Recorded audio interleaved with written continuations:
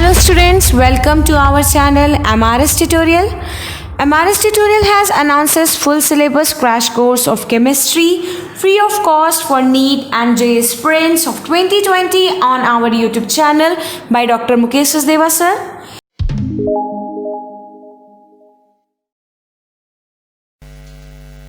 तो देखो एल्कीन की आईयूपीएसी में सबसे पहले हम लोग मेन चेन सेलेक्ट करते हैं ना। हाँ, मेन चेन कैसे सेलेक्ट करते हैं? किसी भी एल्केन है, मान लो हमको नेमिंग करना है, तो उस केस में मेन चेन कैसी होनी चाहिए? हाँ, longest chain having more degree of branching. Chain लंबी लंबी होनी चाहिए, उसमें ब्रांचिंग भी ज़्यादा होनी चाहिए। ठीक है, चलो मान लो मेन चेन हमने सेलेक्ट किया।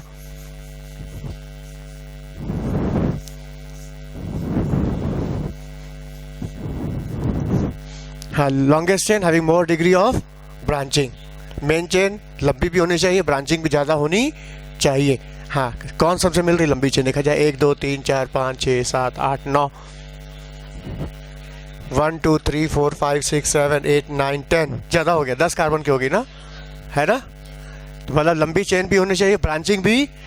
अच्छा, मतलब 10 कार्बन की एक चेन और मिल रही है, लेकिन उसमें ब्रांचिंग कम है, तो उसमें ब्रांचिंग ज़्यादा है, तो उसको मेन चेन मानेंगे जो लंबी भी होनी चाहिए, ब्रांचिंग भी।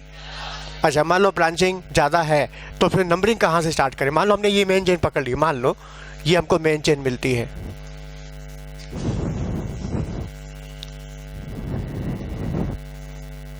ये है main chain.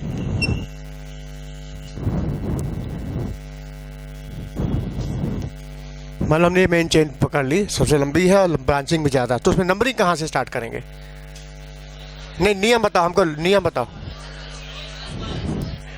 Main chain should be longest having more degree of branching. बात खत्म। अब तुमने मेन चेन सेलेक्ट कर ली है, अब तुमको नंबरिंग करनी है, तो कहाँ से स्टार्ट करोगे?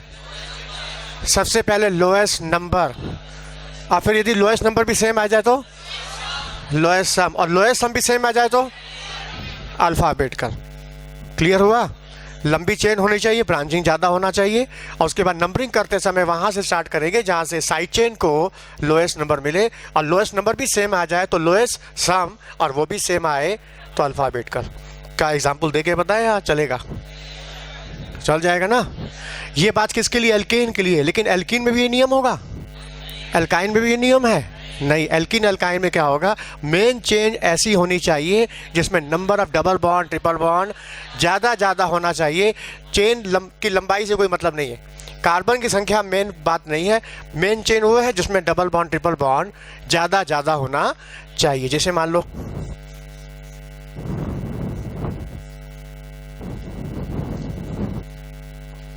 अब हमको मेन चेन सेलेक्ट करनी है, मेन चेन, तो हम किसको मेन चेन मानेंगे? ये मेन चेन मानेंगे? बोलो। नहीं, मेन चेन हमारी ये है।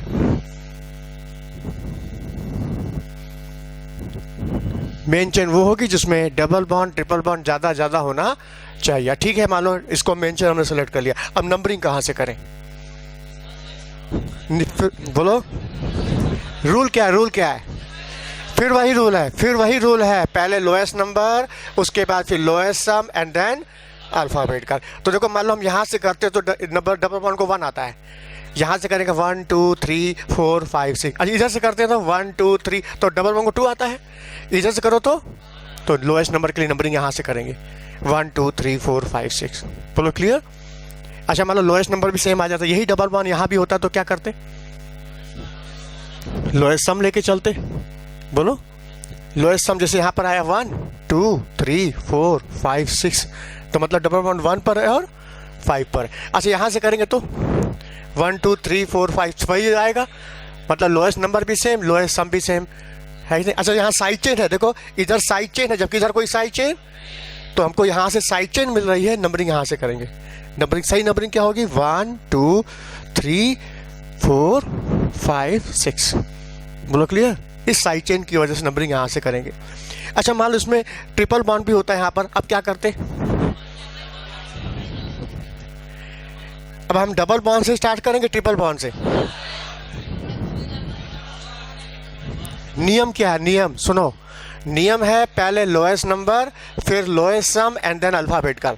मान लो हम नंबरिंग यहाँ से करते, ट्रिपल बॉन्ड को 1 आएगा, आवाज़ नहीं आई, यहाँ से करेंगे तब भी 1 आएगा, लोएस्ट नंबर सेम आया।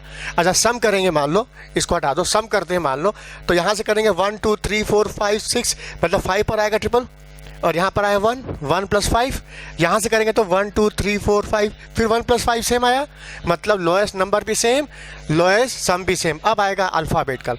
अल्फ़ाबेटिकल में इसको क्या बोलते हैं? इन, इसको बोलते हैं आइन, इन और आइन। तो पहले बताओ ई है कि वाई? इसको महत्व देंगे, मतलब नंबर यहाँ से होगी 1 2 3 4 5 6। क्या समझ में आया? पहले लोएस्ट नंबर, फिर lowest sum and then alphabetical. Alphabetical में पहले इन आएगा, आइन, इसलिए डबल बॉन्ड को महत्व ज़्यादा देंगे ट्रिपल से। बोलो क्लियर?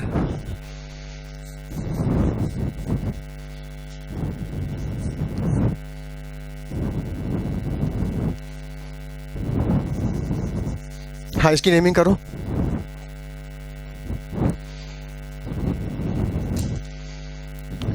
इसकी नेमिंग करो। मेन चेन कहाँ है? मेन चेन, बोलो ये मेन चेन हो गई। हाँ, ये क्या है?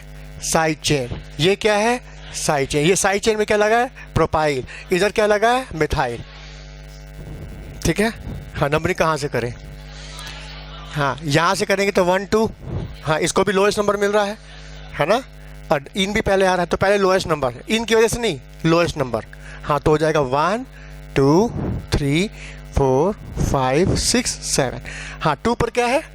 प्रोपाइल, और 4 पर क्या है? तो अल्फ़ाबेटिकल। पहले क्या आएगा? पहले हाँ, तो हाँ मिथाइल, 4 मिथाइल, ये मिथाइल है ना, ये प्रोपाइल है, MNOP, पहले M आएगा ना, 4 मिथाइल 2 प्रोपाइल, उसके बाद हेप्ट, हेप्ट के बाद 1 इन 6 आइन। मतलब एल्केन और एल्कीन एल्काइन में फ़र्क है। एल्केन में हमको लॉन्गेस्ट चेन सेलेक्ट करनी है, ब्रांचिंग ज़्यादा होना चाहिए, जबकि एल्कीन एल्काइन में चेन की लंबाई का महत्व नहीं है, महत्व है डबल बॉन्ड और ट्रिपल बॉन्ड का, वो ज़्यादा होना चाहिए, भले चेन छोटी पड़ जाए कोई फ़र्क नहीं पड़ता। बोलो समझ में आया? उसके बाद फिर कॉमन है क्या? Lowest number, lowest sum and then alphabetical. बोलो क्लियर? अच्छा, जो एल्केन है उसमें कार्बन कार्बन सिग्मा बॉन्ड है, और सिग्मा बॉन्ड में रोटेशन क्या होता है? फ्री। जबकि डबल बॉन्ड एल्कीन में क्या होता है? डबल बॉन्ड होता है, क्योंकि एक सिग्मा और दूसरा क्या होता है? पाई। तो पाई बॉन्ड में ओवरलैपिंग 2 जगह से होती है, प्लेन के ऊपर और प्लेन के नीचे, तो 2 जगह से ओवरलैप कर जाने से यहाँ फ्री रोटेशन नहीं हो पाता, जबकि यहाँ फ्री रोटेशन, जिस वजह से ये शो करता है कन्फॉर्मेशन और ये शो करता है कन्फिग्रेशन। कन्फिग्रेशन, और ये क्या शो करता है? हाँ, फर्क क्या है कन्फॉर्मेशन और कन्फिग्रेशन में? कन्फॉर्मेशन और कॉन्फ़िगरेशन में क्या फ़र्क है?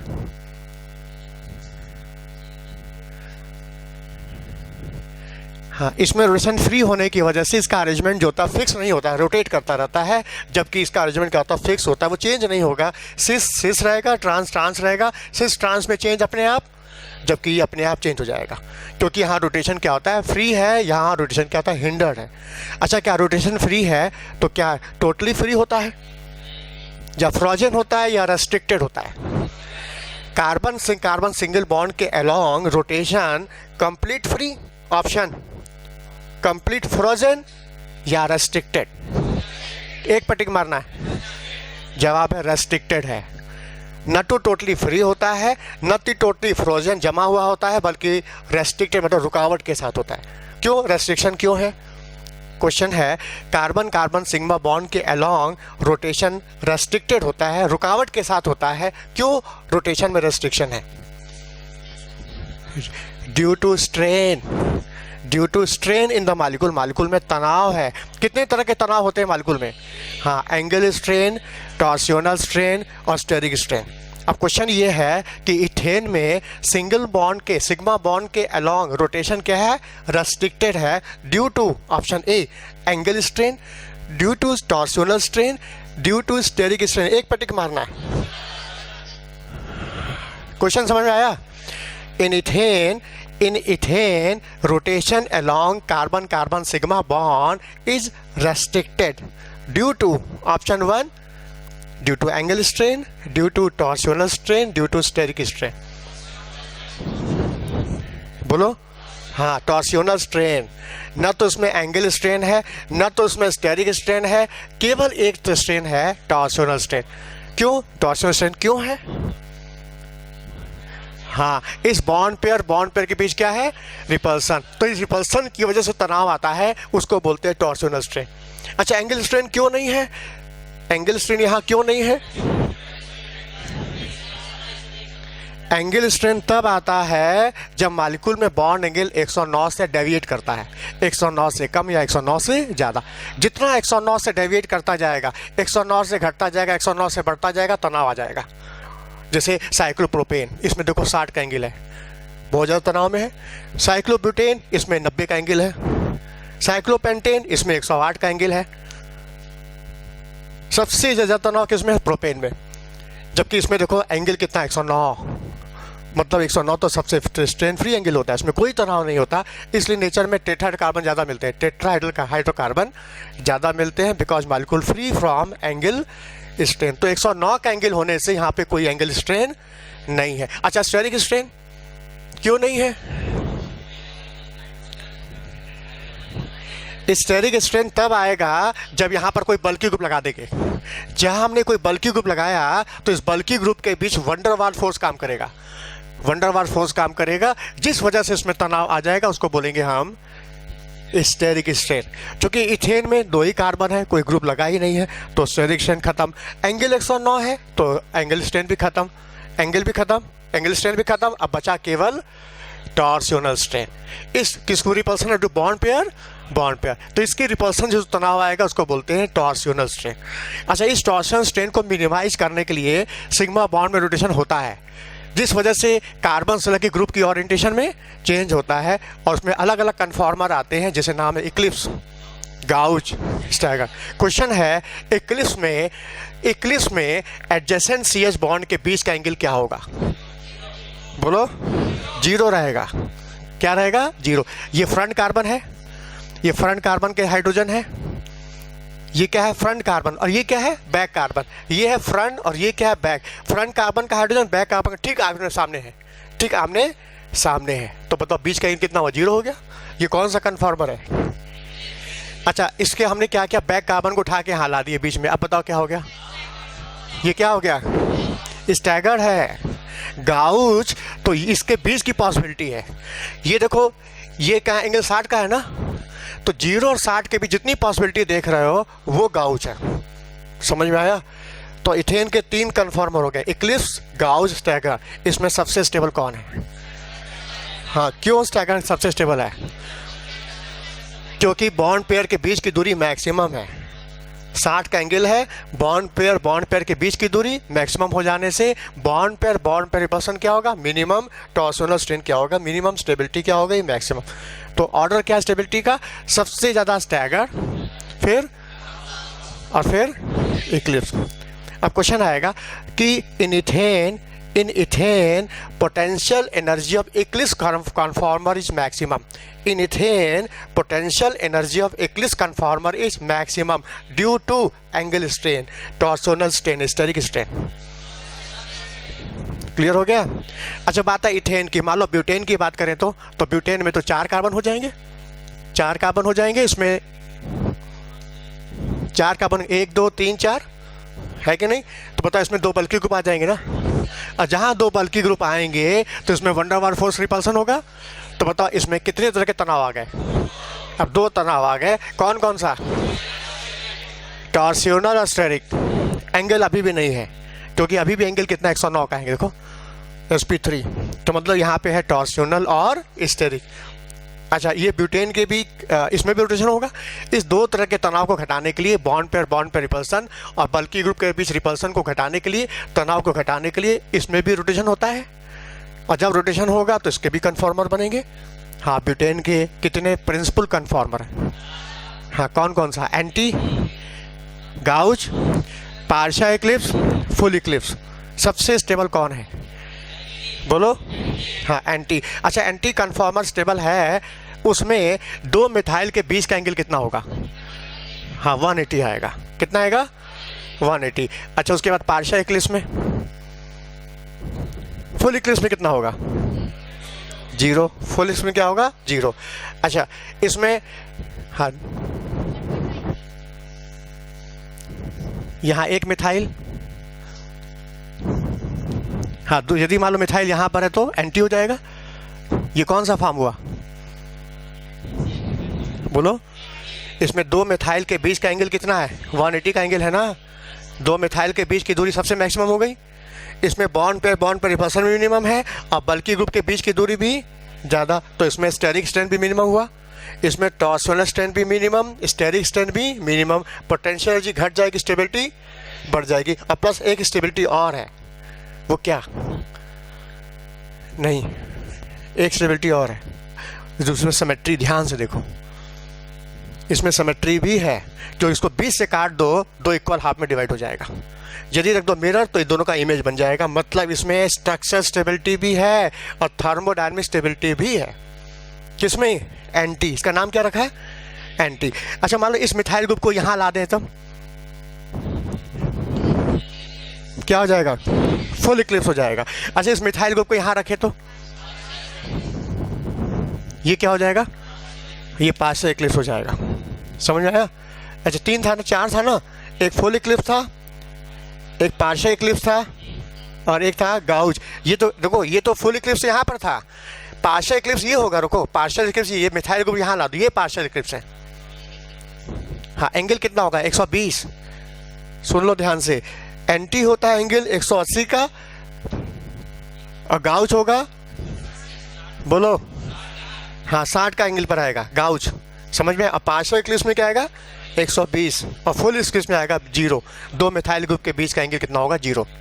बोलो क्लियर? अच्छा स्टेबिलिटी ऑर्डर क्या होगा बताओ?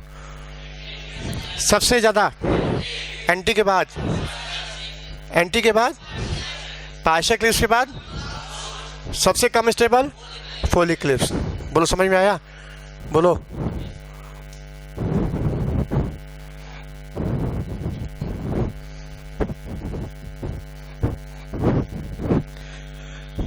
अच्छा एल्केन का प्रिपरेशन देखा जाए, एल्केन बनता कैसे है?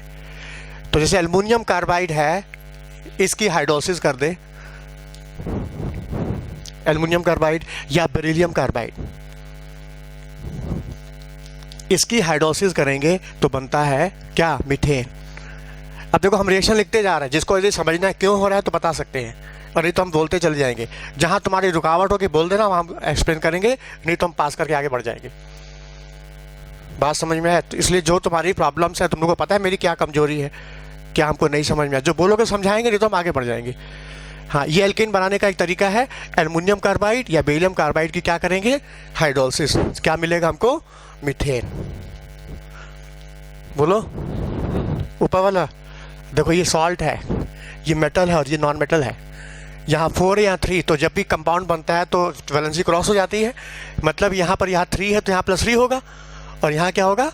-4। ये सॉल्ट है, पानी में आयनाइज हुआ, टूटने के बाद इन दोनों आयन फ्री होने पर इस पर वाटर की फिल्म बन जाएगी।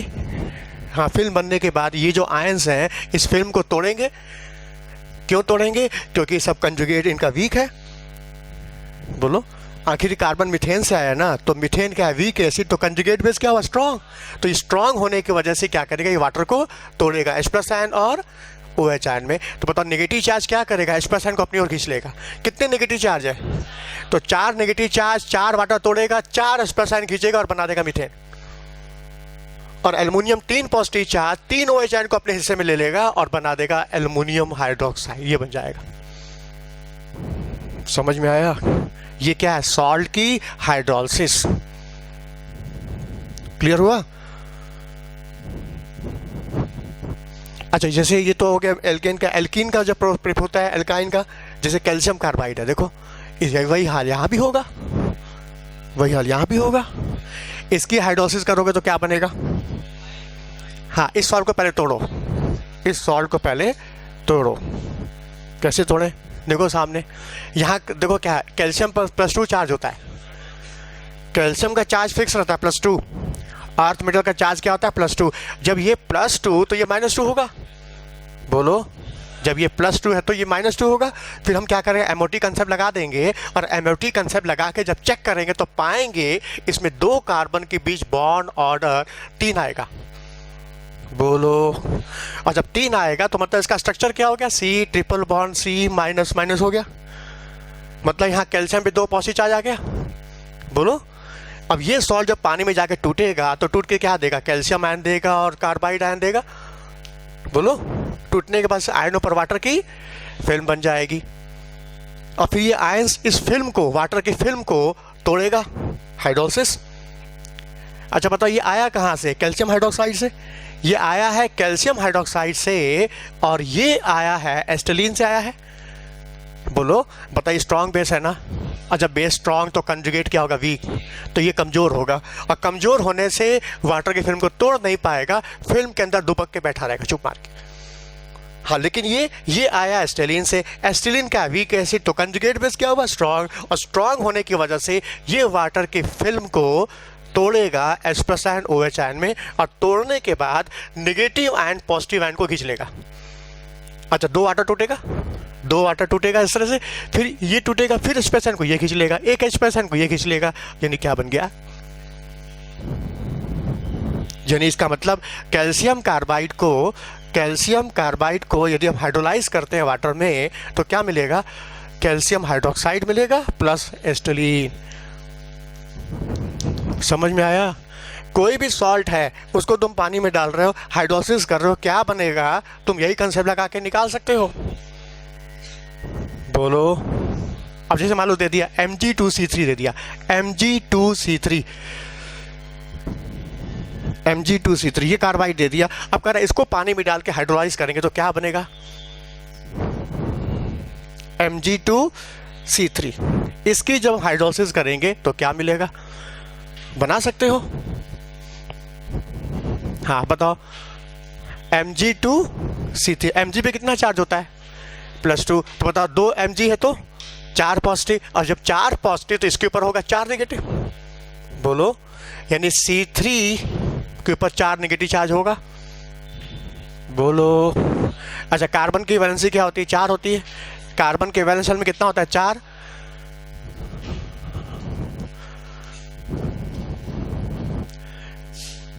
तीन बॉन्ड इसके साथ बनाया,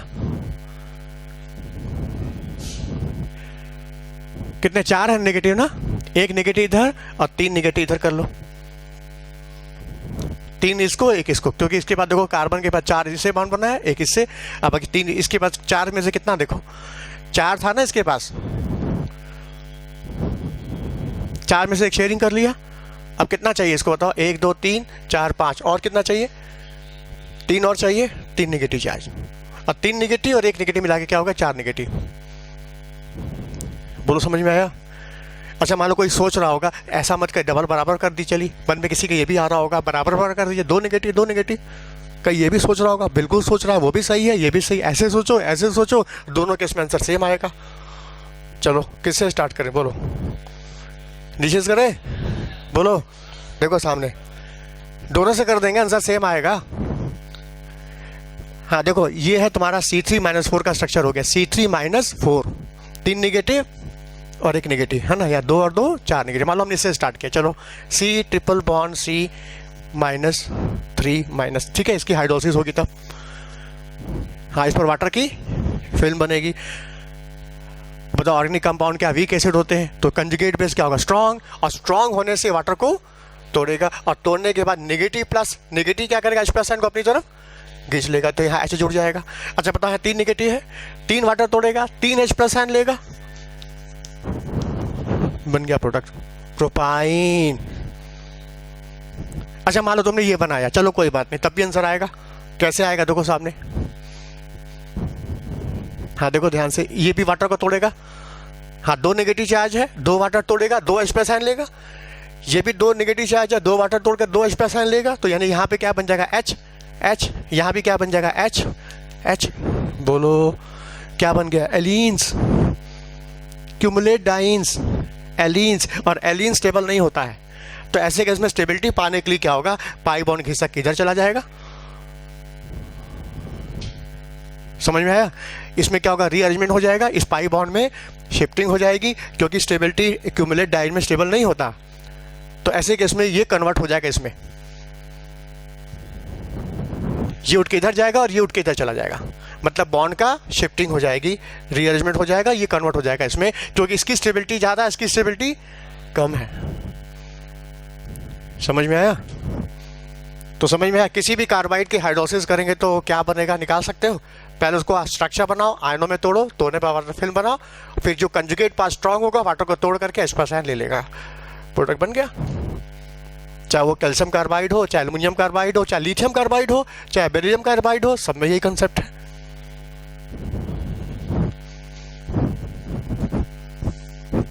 अच्छा, तुमको एल्केन बनाना है ना, गिगनार्ड ले लो, गिगनार्ड RMgX। इसका सॉल्वेंट क्या होता है, ईथर। तुमने क्या किया, इसको पानी में डाल दिया, पानी में डाल दिया, पता वाटर पोलर है ना, पोलर सॉल्वेंट, पोलर बॉन्ड क्या होगा, पोलराइज, टूट के क्या देगा, कार माइनस Mg+। हाँ, ये क्या है, कार्बन आयन बन गया। और कार्बन आयन का नेचर है, याद कर लो, ट्रिमेंडस बेस, अत्यधिक बेसिक होता है, और ज़्यादा बेसिक होने की वजह से वीक एसिड से भी H निकाल लेगा। वीक एसिड मतलब water, alcohol, ammonia, primary amine, Estlin, ये सब वीक एसिड होते हैं, सब में से H निकाल लेगा, और H+ आयन लेके H ले करके क्या बना देगा, एल्केन।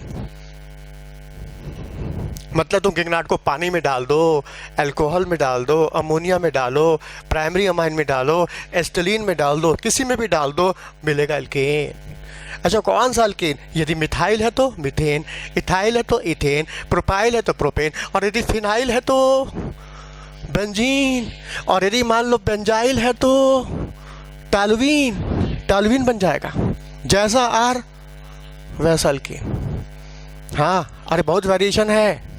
ये आर क्या हो सकता है, कोई एल्केन हो सकता है, कोई एल्कीन, कोई अल्काइन, कोई एराइल, कोई हेट्रोसाइक्लिक, कुछ भी हो सकता है। आर के बहुत वेरिएशन है इसमें। मतलब तुम इसी से बेंजीन भी बना सकते हो, इसी से एल्कीन भी बना सकते हो, इसी से एल्केन बना सकते हो, सब बन सकता है। अच्छा, एल्कीन बनाना चाहते हो, चलो एल्कीन, ये देखो CH2 CH MgBr, चलो एल्कीन बन जाएगा। हाँ, यहाँ टूटेगा, कार्बन आयन बनेगा, और ये कार्बन आयन वाटर से H+ आयन ले लेगा, क्या बन गया, एल्कीन। समझ में आया? एल्काइन बन सकता है, बोलो समझ में आया? तो RMgS करेक्शन से कराएंगे, वाटर से, अल्कोहल से, किसी के साथ भी करा देंगे, हमको क्या मिल जाएगा, एल्केन। अच्छा, और क्या तरीका है एल्केन बनाने का? जैसे कोई एल्कीन है, हम उसका हाइड्रोजनेशन कर दें इन प्रेजेंस ऑफ कैटलिस्ट, निकल, प्लैटिनम, पैलेडियम, सेबेट्रियस सेंड्रेंस रिडक्शन, नाम सुना है ना, सेबेट्रियस सेंड्रेंस रिडक्शन। इसमें हम मेटल कैटलिस्ट का इस्तेमाल करेंगे, एल्कीन के साथ मेटल कैटलिस्ट के प्रेजेंस में हम हाइड्रोजनेशन कराएंगे। हाँ, हमारे तुमने निकल का इस्तेमाल किया तो तुमको हीट देना पड़ेगा। प्लेटिनम, पैलेडियम का सरफेस एरिया ज़्यादा होता है, फ्री वैलेंसी ज़्यादा होती है, तो इसमें तुमको हीट भी नहीं देना होगा। प्लेटिनम के साथ तो रूम टेम्परेचर पर ही हो जाएगा, 25 सेंटीग्रेड पर 1 atm प्रेशर पर हो जाएगा। और जब भी हाइड्रोजन यहाँ जुड़ेगा तो बताओ हाइड्रोजन कहाँ कैसे जुड़ेगा, सेम साइड से कि अपोजिट साइड से? मान लो जैसे प्लेटिनम है तो इस पर हाइड्रोजन का एडिशन होता है, हाइड्रोजन का एडिशन, बोलो सिन एडिशन होता है, सिन सेम साइड जाके जुड़ता है, सेम साइड से। ये एडिशन क्या होता है, सिन होता है। और जब सीन एडिशन होगा, अच्छा इसका सीन एडिशन तो होगा, अब मान लो जैसे ये एल्कीन है और ये भी एल्कीन है, किस पर हाइड्रोजनेशन आसानी से होगा, किस पर हाइड्रोजन का एडिशन, इस पर पाई बॉन्ड पे हाइड्रोजन आसानी जुड़ेगा, इस पर जुड़ेगा? जवाब उस पर आसानी से जुड़ेगा जहां स्टेरिक हिंड्रेंस कम होगा, क्योंकि मेटल सरफेस से हाइड्रोजन आके जुड़ता है, तो जहां से हाइड्रोजन जुड़ रहा है इस साइड हिंड्रेंस कम होना चाहिए। अब देखो यहाँ पे हाइड्रोजन छोटा ग्रुप है, यहाँ बल्कि ग्रुप लगा है, इधर हिंड्रेंस होने की वजह से हाइड्रोजन इधर से जुड़ेगा, इधर जुड़ेगा नहीं, पहली बात। दूसरी बात, हिंड्रेंस जितना कम होगा रेट उतना आसान होगा। तो तुम्हारे सामने 4 एल्कीन रख दे और पूछे विच एल्कीन अंडरगो हाइड्रोजनेशन इजिली, जैसे एल्कीन, प्रोपीन, ब्यूटीन, ब्यूटीन। अब बताओ किस में हाइड्रोजन का एडिशन आसानी से होगा, एथीन, प्रोपीन कि ब्यूटूइन? अच्छा, इसमें भी ऑप्शन है सिस और ट्रांस, सिस, ट्रांस और ये चारों में बताओ सबसे इजी किस में जुड़ेगा, सबसे आसानी से? जवाब इसमें, क्योंकि कोई ग्रुप ही नहीं है, कोई भीड़ भाड़ नहीं है, एकदम लाइन क्लियर है, फर्स्ट से जाके हाइड्रोजन जुड़ जाएगा। तो मतलब एल्कीन पर जो हाइड्रोजनेशन का रेट है वो स्टेरिक फैक्टर पे डिपेंड करता है, और जब भी हाइड्रोजन जुड़ता है तो सेम साइड से, इसको बोलते हैं सिन एडिशन। अच्छा, यही रिएक्शन एल्कीन के साथ भी होता है, एल्काइन के साथ भी होगा, एल्काइन का भी तो होता है हाइड्रोजनेशन। बोलो, अब क्वेश्चन ये है, हाइड्रोजनेशन एल्कीन पे आसानी से होगा कि एल्काइन पर? जोर से बोलो, क्यों? क्योंकि वहां हिंड्रेंस तो और कम हो गया। हाँ देखो, इसका शेप होता है सिलिंड्रिकल, एल्काइन का शेप क्या होता है, सिलिंड्रिकल, और जो एल्कीन का जो शेप होता है ये sp2 देखो ट्राइगोनल प्लैनर, ट्राइगोनल, हाँ देखो ट्राइगोनल प्लैनर, तो मतलब इसका शेप डमरू की तरह हो गया, और ये क्या रॉड शेप हो गया। तो मेटल के सरफेस पर कौन ज़्यादा एब्जॉर्ब करेगा इजी वे में, डमरू या रॉड? इसका रेट फास्ट हो जाएगा। तो hydrogenation of alkyne faster than alkene. बोलो क्लियर? ध्यान रखना, हाइड्रोजनेशन में एल्काइन फास्टर है, एल्कीन स्लोअर है, और जब इलेक्ट्रोफिलिक एडिशन कराओगे ये फास्ट ये स्लो हो जाएगा, क्योंकि जब इलेक्ट्रोफिलिक एडिशन कराते हैं तो वहाँ बनता है कार्बोकेटायन, और जहाँ बनता है कार्बोकेटायन वहाँ कार्बोकेटायन की स्टेबिलिटी देखी जाती है, और जहाँ कार्बोकेटायन नहीं बनता, ट्रांजिशन स्टेज आता है, वहाँ स्टेरिक फैक्टर देखा जाता है। बोलो, ये कंसेप्ट पूरे केमिस्ट्री में लगा देना। जिस रिएक्शन में इंटरमीडिएट बन गया, समझ लेना इस रिएक्शन में कंपाउंड की रिएक्टिविटी इंटरमीडिएट की स्टेबिलिटी डिसाइड करेगी। जितना स्टेबल इंटरमीडिएट होगा कंपाउंड की रिएक्टिविटी उतनी ज़्यादा, और जहाँ नहीं बनेगा ट्रांजिशन स्टेज आएगा, वहाँ स्टेरिक फैक्टर देखेंगे, जहाँ स्टेरिक हिंड्रेंस कम उसका रेट उतना फास्ट। तो हाइड्रोजनेशन जो होता है ये ट्रांजिशन स्टेज के थ्रू होता है, और इलेक्ट्रोफिलिक एडिशन जो पढ़ेंगे मार्कोनिकॉफ वगैरह वो हाँ इंटरमीडिएट के थ्रू होता है, कार्बोकेटायन के थ्रू। तो दोनों का केस उल्टा हो जाएगा। अच्छा, जब इसका रेट फास्ट है, इसका रेट स्लो है, तो मान लो हमने इसमें हाइड्रोजन का एडिशन कराया, तो चूंकि रेट फास्ट है, रिएक्टिविटी इसकी ज़्यादा है, तो सीधे ही एल्काइन से एल्केन में आ जाएगा, एल्कीन में नहीं आएगा, क्योंकि रेट फास्ट है। मान लो हमने एल्काइन का हाइड्रोजनेशन किया, हमने इसका भी एक मोल लिया, इसका भी एक मोल लिया, बराबर बराबर डाला, इसलिए डाला कि एल्कीन बनेगा, नहीं, सीधे एल्केन पे आएगा। क्यों? समझ में आ रहा है? तुमने मान लो इसका भी एक मोल लिया, इसका भी एक मोल लिया, एक मोल इसलिए लिया कि एक पाई हाइड्रोजन होगा, दूसरा नहीं होगा, लेकिन नहीं, दोनों एक साथ हो जाएंगे। क्यों? क्योंकि एल्काइन की रिएक्टिविटी ज़्यादा है, इसलिए सीधे एल्काइन से स्टार्ट करोगे एल्केन पे आकर रुकेगा। लेकिन हम चाहते हैं कि एल्काइन से स्टार्ट कर एल्कीन पे आकर रुक जाए, तो उसके लिए तुम्हें कैटलिस्ट की एक्टिविटी को डाउन करना पड़ेगा। उसके लिए डालना होगा कैटालिटिक, हाँ जैसे नाम है बेरियम सल्फेट, कैल्शियम कार्बोनेट, और जहाँ तुमने पॉइजन डाल दिया तो नाम होगा लिंडलार कैटलिस्ट। समझ में आया? तो मतलब जहाँ पॉइजन डालोगे तो एल्काइन से एल्कीन पर रुकेगा, और नहीं डाला पॉइजन तो सीधे एल्केन पे आएगा। क्यों? क्योंकि alkyne more reactive than alkene, तो रेट क्या होगा? फास्ट होगा, सीधे एल्काइन से एल्केन पे आ जाएगा, एल्काइन से एल्केन, और तुमने पॉइजन डाल दिया बेरियम सल्फेट कैल्शियम कार्बोनेट, तो एल्कीन पे आके रुकेगा। और यदि मेरी बात समझ रहे हो तो यदि ये बताओ, ये है एल्काइन, ये एल्काइन, ठीक है, इस पर हमने हाइड्रोजन का एडिशन कराया in presence of palladium catalyst barium sulphate, ठीक है। हाँ, तो एल्कीन तो बनेगा क्योंकि तुमने पॉइजन डाल दिया। अब एक ही पाई हाइड्रोजनेट होगा, दूसरा पाई हाइड्रोजनेट, और जहाँ एक पाई तुमने हाइड्रोजनेट किया तो जो प्रोडक्ट बनेगा वो ज्योमेट्रिकल शो करेगा। अच्छा, ज्योमेट्रिकल शो करेगा तो वो सिस होगा कि ट्रांस होगा? बोलो, क्यों सिस? क्यों सिस?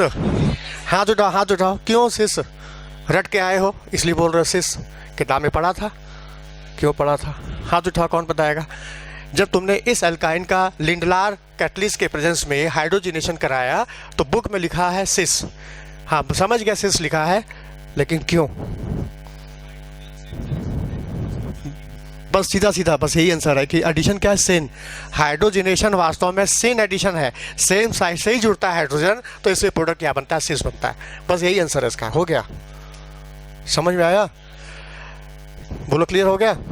तो यहाँ पर हमको जो एल्कीन मिलेगा वो सिस एल्कीन मिलेगा, मतलब ये मिलेगा RH ये मिलेगा, क्योंकि हाइड्रोजनेशन क्या होता है, सिन, सेम साइड से जुड़ता है, सेम साइड से बताया था हमने अभी, क्योंकि सेम साइड से जुड़ता है सिन एडिशन, तो प्रोडक्ट भी क्या बनता है, सिस।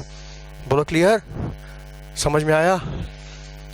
अच्छा, इसी एल्काइन से सिस एल्कीन बनाने के लिए लिंडलार कैटलिस्ट के अलावा कोई और भी रीजेंट है? हाथ उठाओ, हाथ उठाओ, देखिए कितना अंदर है तुम्हारे, निकलेगा बाहर। क्वेश्चन समझ में आया? एल्काइन से सिस एल्कीन बनाने के लिए इसके अलावा, लिंडलार के अलावा कोई और भी है? गलत। अरे पैलेडियम, अच्छा कार्बन, हाँ ये सही बोला तुमने, पैलेडियम के साथ कार्बन, लेकिन पैलेडियम भी कैटलिस्ट, कार्बन भी पॉइजन हो गया, जैसे बेरियम सल्फेट पॉइजन है वो भी पॉइजन है ना? तो अच्छा, इसी में हम कैल्शियम कार्बोनेट डाल दें तो कहोगे नया रिएक्शन है, लेकिन हम कहेंगे तो लगभग वही है। चाहे तुम पॉइजन के नाम पे कार्बोनेट डाल दो, चाहे बेरियम सल्फेट डाल दो, चाहे तुम कार्बन डाल दो, चाहे तुम बोरान डाल दो, निकल का बोराइड, ये सब पॉइजन है, लेकिन हम इससे हट के बात कर रहे हैं। और उस रिएक्शन से तुमको एल्कीन जो मिलता है, सिस एल्कीन, प्योरेस्ट फॉर्म मिलता है, प्योरेस्ट। इससे तुमको प्योरेस्ट फॉर्म में नहीं मिलेगा, कुछ ना कुछ इम्प्योरिटी रहेगी, लेकिन हम जो बता रहे हैं सिस एल्कीन बनाने वाला, वो प्योरेस्ट फॉर्म मिलता है। बताओ वो रिएक्शन क्या है? बोलो नहीं, बताएं वो। गलत, उसमें जो ट्रांस बनता है, उसमें तो ट्रांस बनता है, सोडियम लिक्विड अमोनिया, इस केस में तो ट्रांस बनता है, इसमें बनता है ट्रांस, इसमें बनता है सिस। हम कह रहे हैं सिस बनाने के लिए इसके अलावा एक रिएक्शन और है, वो है हाइड्रोबोरेशन फॉलोड बाय एसिडिफिकेशन। इसी में तुम क्या करो, हाइड्रोबोरेशन कराओगे, B2S6 हाइड्रोबोरेशन कराओगे, फिर इसमें एसिटिक एसिड डाल के गर्म कर दो। हाइड्रोबोरेशन फॉलोड बाय एसिडिफिकेशन, इस केस में भी तुमको सेम यही प्रोडक्ट मिलेगा, लेकिन प्योरेस्ट फॉर्म में, प्योर फॉर्म में। मतलब क्वेश्चन आता है कि एल्काइन से सिस एल्कीन बनाना, सिस एल्कीन प्योरेस्ट फॉर्म में, ऑप्शन में ये भी दिया, ये भी दिया, ये भी दिया है, तुम्हारा आंसर ये होगा। इस पर टिक मत मार देना, क्योंकि लिंडलार से हमको प्योरेस्ट फॉर्म नहीं मिलता, प्योरेस्ट फॉर्म हमको सिस एल्कीन मिलता है, हाइड्रोबोरेशन फॉलोड बाय एसिडिफिकेशन। क्यों, इसका भी मैकेनिज्म है, लेकिन मैकेनिज्म बताने का समय नहीं है। समझ में आ रहा है? बोलो, ये इससे तुम बना सकते हो सिस एल्कीन। चले आगे। हाँ, इस समय हम लोग क्या बना रहे थे, एल्कीन, और गलती से एल्कीन बनने लगा, कोई बात नहीं, एल्कीन बनाना ही था वैसे भी, इस समय एल्कीन बना लेते हैं। अच्छा, एल्कीन बनाने के लिए हम लोग एल्काइल हैलाइड से भी एल्कीन बना सकते हैं। क्या करें, इसको करते हैं हाइड्रोजिनोलाइसिस। हाइड्रोजिनोलाइसिस के लिए हम क्या करेंगे, इसमें सोडियम अल्कोहल डाल देंगे। तो सोडियम अल्कोहल जब डालेंगे ना, तो सोडियम पहले अल्कोहल के एच को रिप्लेस करेगा और हाइड्रोजन निकलेगी, नेसेंट हाइड्रोजन, और newly born hydrogen highly reactive form होती है।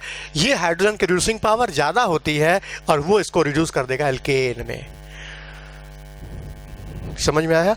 ठीक हो गया, हाइड्रोजन ही चाहिए था, तो आप जरूरी है सोडियम अल्कोहल से प्राप्त करते हैं, कहीं और से प्राप्त कर लीजिए, कोई बात नहीं। जिंक ले लो, HCl डाल दो, तो जिंक HCl से रिएक्ट करेगा, ZnCl2 बनेगा, इसमें भी निकलेगा हाइड्रोजन, ये भी नेसेंट है, हाईली रिएक्टिव है, रिड्यूसिंग पावर ज़्यादा, ये भी इसको रिड्यूस कर देगा एल्केन में।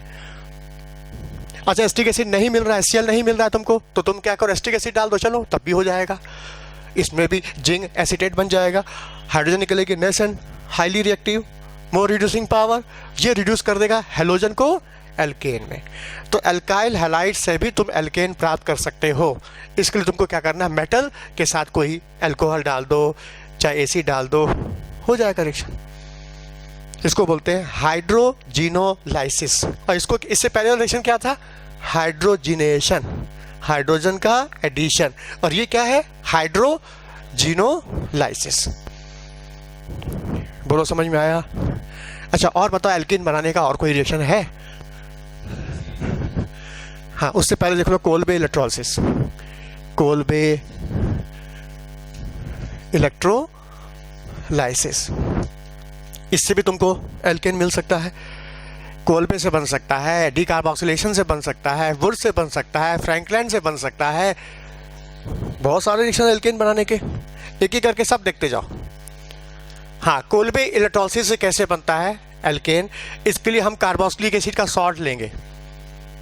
कार्बोक्सिलिक एसिड का salt, sodium salt, potassium salt, कोई भी ले सकते हैं। हाँ, होगा क्या, ये सॉल्ट को पहले पानी में डालेंगे, सॉल्ट पानी में जाके आयनों में टूट जाएगा, टूट के क्या देगा, RCO- Na+ देगा। हाँ, इधर से पानी भी टूटेगा, पानी टूट के क्या देगा, H+ आयन और OH आयन दे देगा। और इधर से इलेक्ट्रोड है, दो तो इलेक्ट्रोड है, एक एनोड और दूसरा कैथोड।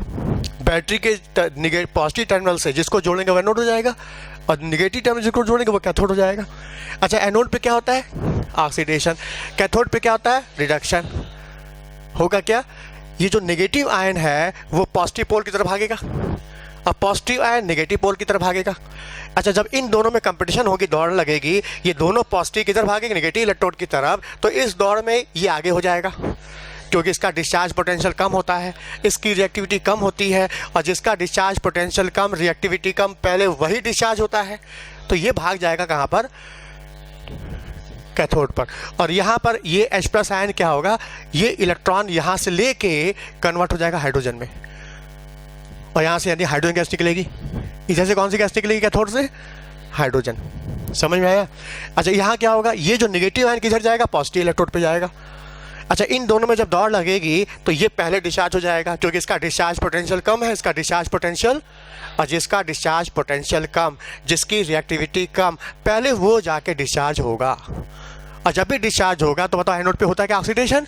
ऑक्सीडेशन में क्या होगा, इलेक्ट्रॉन का लॉस। सबसे पहले ये एक इलेक्ट्रॉन लॉस करेगा, ये देखो RCOO-, ये क्या करेगा, एक इलेक्ट्रॉन लॉस करेगा। इसमें से एक इलेक्ट्रॉन क्या होगा, लॉस हो जाएगा, क्या बन जाएगा, RCOO-, फ्री रेडिकल बन जाएगा, कार्बोक्सिलेट फ्री रेडिकल। और जब कहीं फ्री रेडिकल बन जाता है तो फ्री रेडिकल ही जनरेट करता है, क्योंकि होमोलाइटिक कंडीशन में क्या होता है, helper, heat, electricity, light, peroxide radical, तो रेडिकल भी रेडिकल जनरेट करता है। तो होगा क्या, ये जो रेडिकल बना है फ्री रेडिकल, ये क्या करेगा, अगला रेडिकल जनरेट करेगा। कैसे जनरेट करेगा, ये रेडिकल क्या करे, इसका होमोलाइटिक क्लीवेज कर देगा, एक इलेक्ट्रॉन इधर जाएगा, एक इसके पास जाएगा, और ये ऑड आपस में शेयरिंग करेंगे, और यहाँ से CO2 गैस बाहर आ जाएगी, मतलब इधर से CO2 गैस निकलेगी, CO2 गैस निकलेगी। और ये जो एल्काइल रेडिकल है, ये फ्री इलेक्ट्रॉन ऐसे ही रह जाएगा।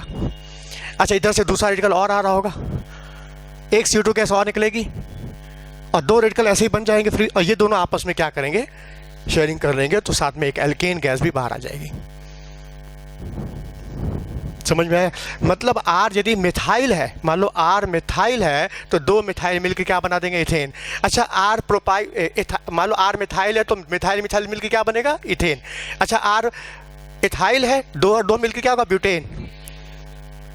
मतलब एक कार्बन का एल्काइल है तो यहाँ मिलेगा दो कार्बन का एल्केन, मतलब मिथाइल है तो इथेन, इथाइल है तो ब्यूटेन, प्रोपाइल है तो हेक्सेन। समझ में आया।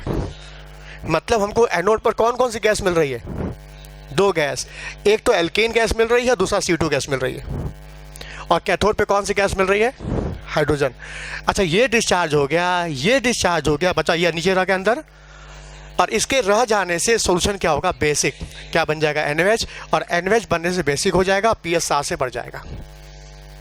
तो मान लो पूछता है कि कोलबे इलेक्ट्रोलिसिस के दौरान सॉल्यूशन का pH क्या होगा, जवाब बेसिक, फॉर्मेशन ऑफ NaOH। अच्छा, एनोड पे कौन सी गैस मिल रही है, एनोड पे CO2 गैस मिलेगी और हाइड्रोकार्बन गैस मिलेगी। कौन सी हाइड्रोकार्बन गैस, डिपेंड करता R क्या है, मिथाइल है तो इथेन, इथाइल है तो ब्यूटेन। अच्छा, क्वेश्चन आएगा, क्या कोलबे इलेक्ट्रोलिसिस से आप मीथेन बना सकते हो, नहीं बना सकते, बन ही नहीं सकता। हाँ, मीथेन बनाना है तो तुम और रिएक्शन है, उसके लिए तुम्हारे पास रिएक्शन है डीकार्बोक्सिलेशन, बना सकते हो मीथेन। कैसे, देखो सामने,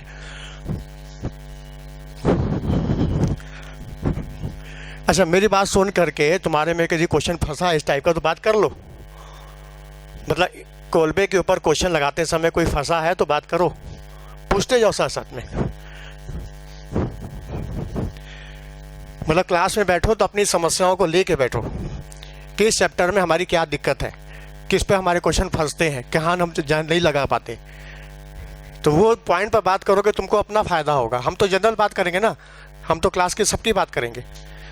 हाँ, हमको चाहिए एक कार्बन का एल्केन, मतलब मीथेन चाहिए, तो कोलबे से तो नहीं बना सकते। हाँ, उसके लिए है डी कार्बोक्सिलेशन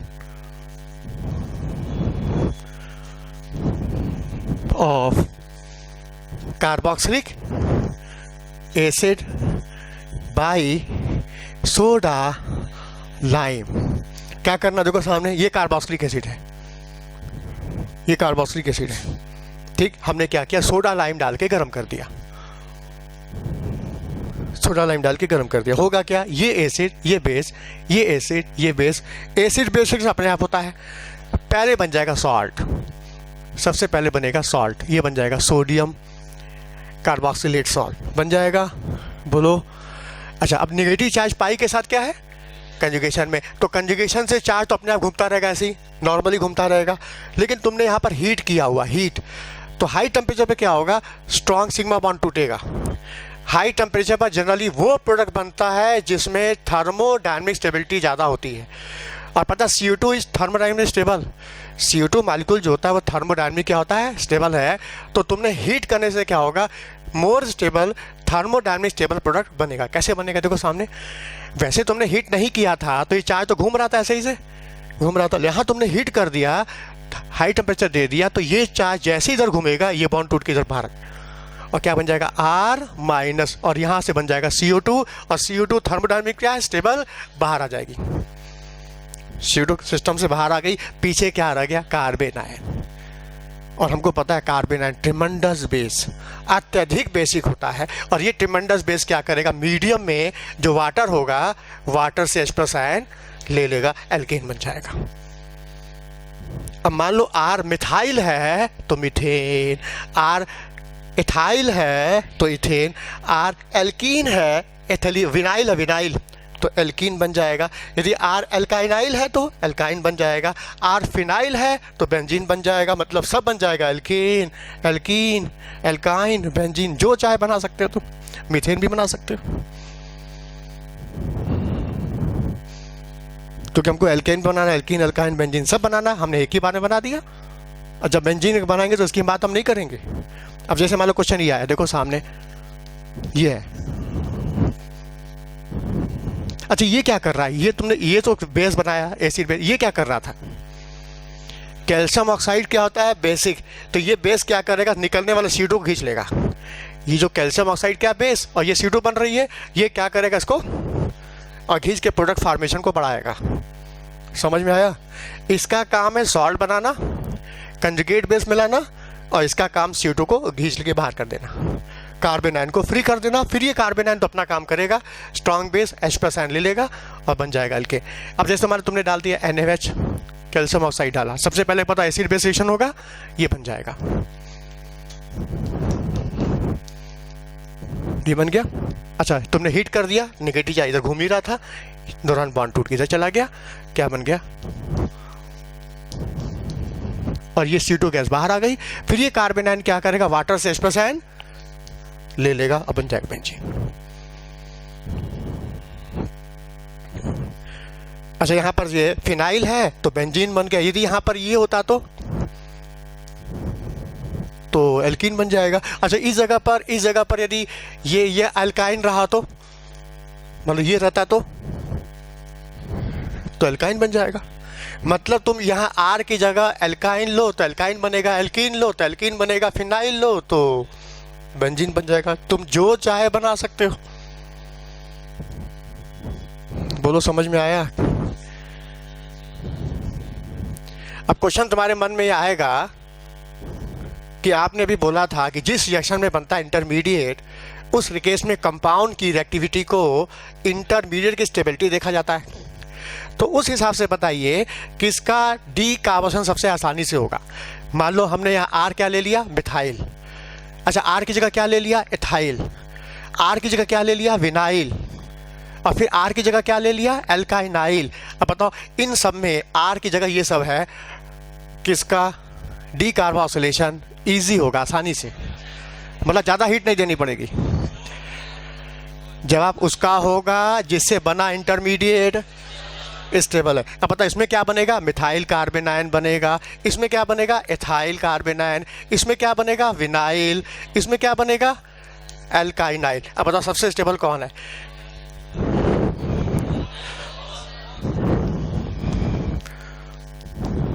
अब बताओ ये ज़्यादा स्टेबल है, ये ज़्यादा स्टेबल है, एल्किनाइल, एल्काइनाइल, बोलो। हाँ देखो ये कार्बन तुम्हारा sp3 है, ये sp3 है, ये sp2 है, ये sp है। हाँ बताओ इसका s कैरेक्टर इलेक्ट्रोनेगेटिव, और जिसकी इलेक्ट्रोनेगेटिव ज़्यादा होगी वो नेगेटिव चार्ज को एक्सेप्ट कर लेगा, और जो चार्ज को एक्सेप्ट कर लिया वो स्टेबल हो गया। मतलब ये सबसे ज़्यादा स्टेबल है तो इसका रेट सबसे फास्ट होगा।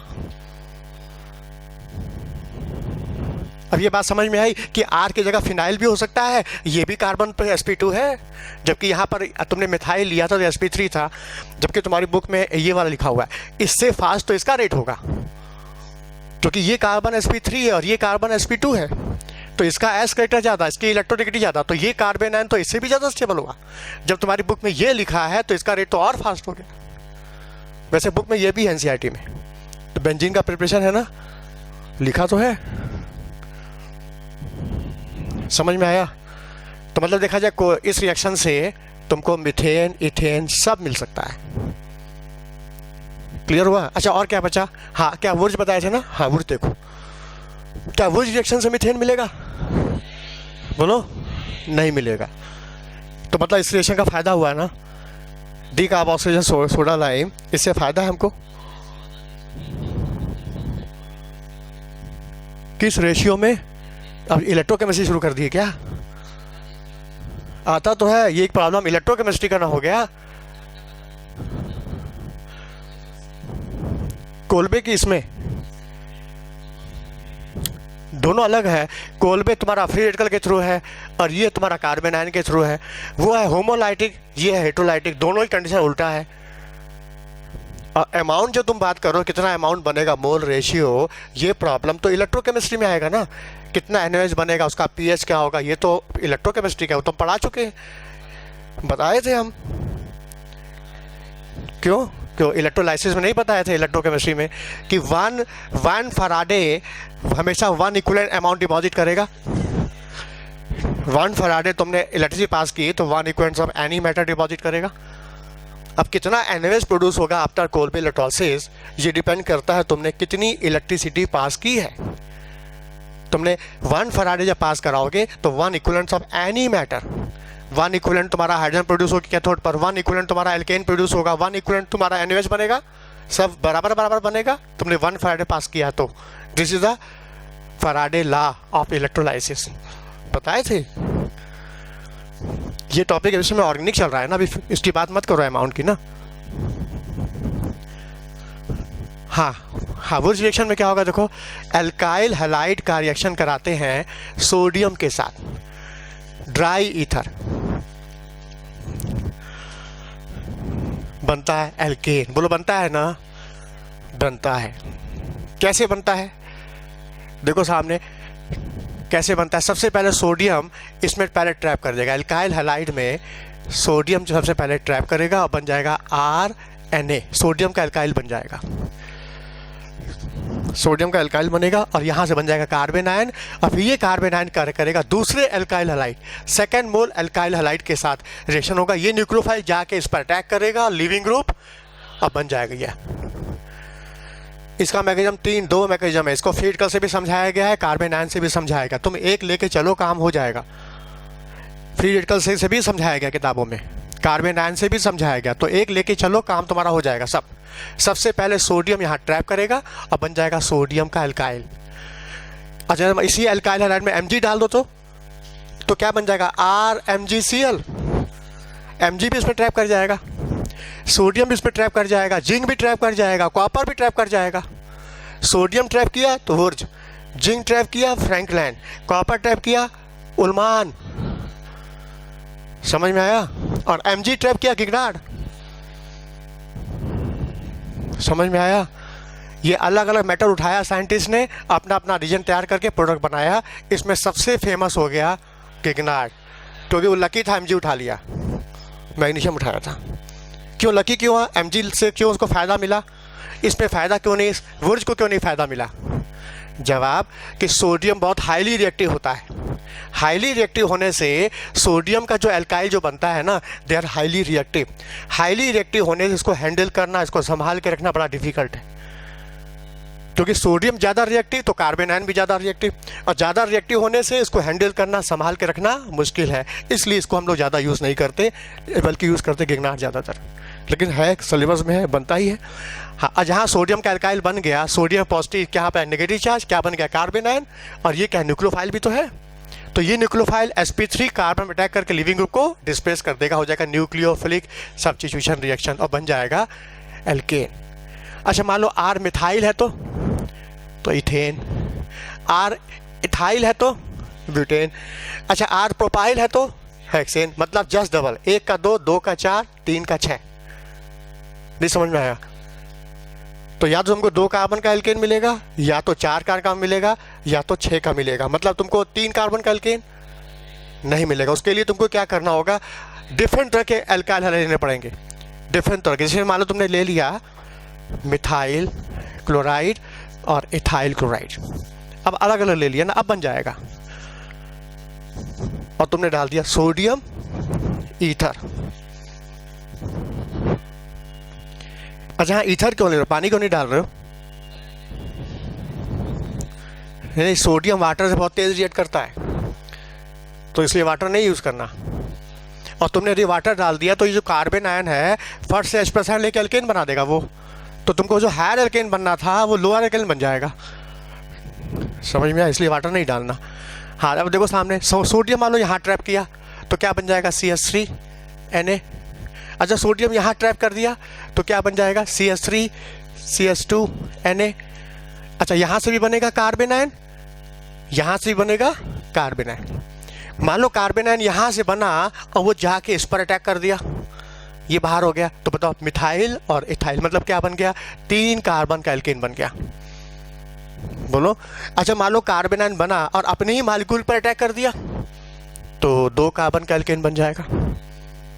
और मान लो कार्बन आयन बना यहाँ से, कार्बन आयन बना यहाँ से और अपने ही मॉलिक्यूल पर अटैक कर दिया, लिविंग ग्रुप डिपार्ट, तो 2 और 2 क्या हो गया? 4, तो 4 कार्बन का एल्केन बन जाएगा। नहीं समझ में आ रहा है? मतलब तुमको यहाँ पर 3 कार्बन का भी एल्केन मिल सकता है यदि तुमने अलग अलग एल्काइल हैलाइड यूज किया है तो। अच्छा, केवल ये यूज किया है तो 1 का 2 हो जाएगा, ये यूज किया 2 का 4 हो जाएगा। इसमें हमको मिलेगा इथेन, इसमें केवल मिलेगा ब्यूटेन, और हम मिला के चलते हैं तो प्रोपेन भी बनेगा, इथेन भी बनेगा, ब्यूटेन भी बनेगा। कितने प्रोडक्ट बने? और भी बन सकता है, बन सकता है, बन सकता है। एक और बनेगा, 4 प्रोडक्ट बनेंगे। एक प्रोडक्ट एल्कीन भी बनेगा, एल्कीन भी बनेगा। कैसे? देखो सामने, साथ में टोटल 4 प्रोडक्ट बनते हैं, एक प्रोडक्ट बनता है एल्कीन। ये कैसे बनेगा? देखो सामने, देखो सामने, ये लिविंग ग्रुप है, ये अल्फा कार्बन है, ये बीटा कार्बन है, और बीटा कार्बन से लगा हाइड्रोजन एसिडिक होता है। बीटा कार्बन से लगा हाइड्रोजन क्या होता है? एसिडिक होता है। तो ये जो कार्बन आयन बना है वो बीटा प्रोटॉन पर अटैक करेगा, सिग्मा बॉन्ड इधर की ओर शिफ्ट कर जाएगा और लिविंग ग्रुप डिपार्ट कर जाएगा और यहाँ पे बन जाएगा एल्कीन। ये तो याद रखना, वुर्ज रिएक्शंस में थोड़ा सा एल्कीन भी बनता है, थोड़ा सा, ज़्यादा नहीं, माइनर, लेकिन बनता है। और जो कि कई प्रोडक्ट बन रहे हैं, जिस रिएक्शन में कई प्रोडक्ट बनने लगते हैं, उस रिएक्शन का लेबोरेटरी सिंथेटिक एप्लीकेशन नहीं होता, लेकिन जानकारी में है, हो सकता है। ये मान लो क्वेश्चन आ जाए कि इथाइल क्लोराइड और propyl chloride, methyl chloride ethyl chloride का सोडियम ईथर से कराएंगे तो कितने प्रोडक्ट बनेंगे? तो कहना 4, इथेन, प्रोपेन, इथेन, ब्यूटेन और एथेन। अच्छा, हम चाहते हैं हमको एल्कीन ज़्यादा मिले, ये कम मिले, ये ज़्यादा मिले कम मिले, तो उसके लिए तुमको क्या करना होगा? टर्सरी ब्यूटाइल यूज़ करना होगा। जहाँ तुमने टर्सरी ब्यूटाइल क्लोराइड यूज़ कर लिया, समझ में आया? इसके साथ तुमने सोडियम का एडिशन करा दिया, सोडियम ईथर करा दिया तो जानते हो क्या होगा? पहले कार्बन आयन बनेगा, कार्बन आयन बन गया,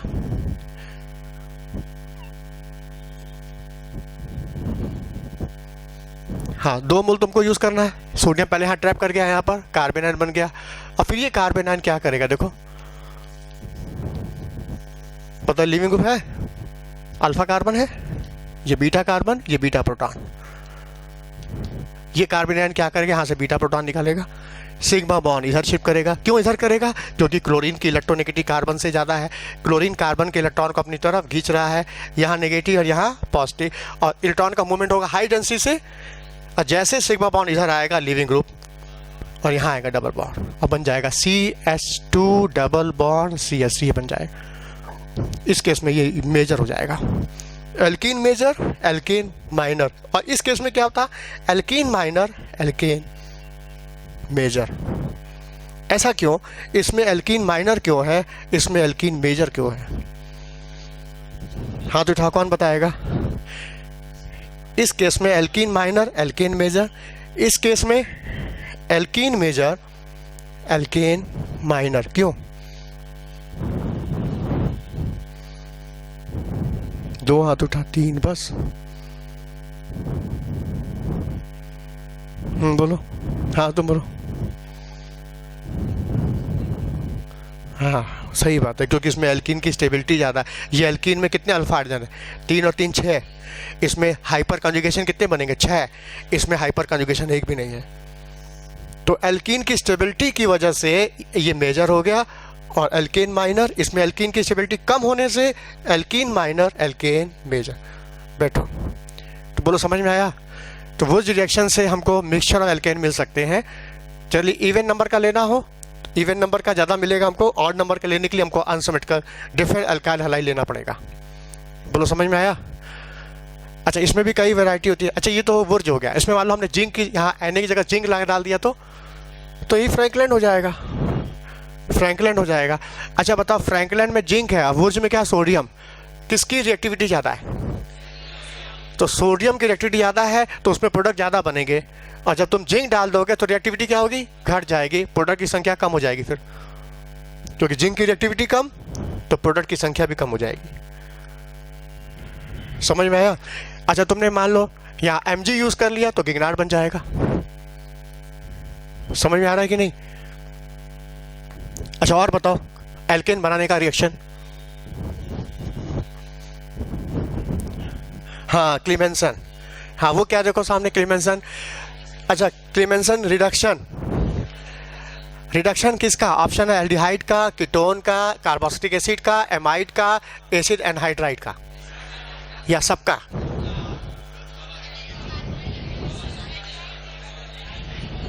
बोलो, ओनली एल्डिहाइड कीटोन, बस केवल एल्डिहाइड कीटोन, एसिड डेरिवेटिव नहीं, केवल एल्डिहाइड कीटोन। हाँ ये समझो एल्डिहाइड है या ये कीटोन, इन्हीं का ही रिडक्शन होगा। कैसे? Zinc, amalgam, HCl। समझ में आया? ये क्या करता है? कार्बोनाइल ग्रुप को रिड्यूस कर देता है एल्केन में। तो जहां CO दिख रहा है ना, उस जगह आ जाएगा एल्केन, ये आ जाएगा RCH2H, और यहां पर भी यहाँ RCH2R।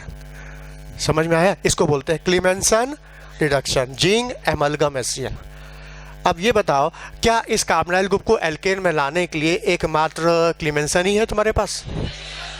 बोलो, वोल्फ किश्नर है। अब वोल्फ किश्नर में हम क्या यूज़ करते हैं?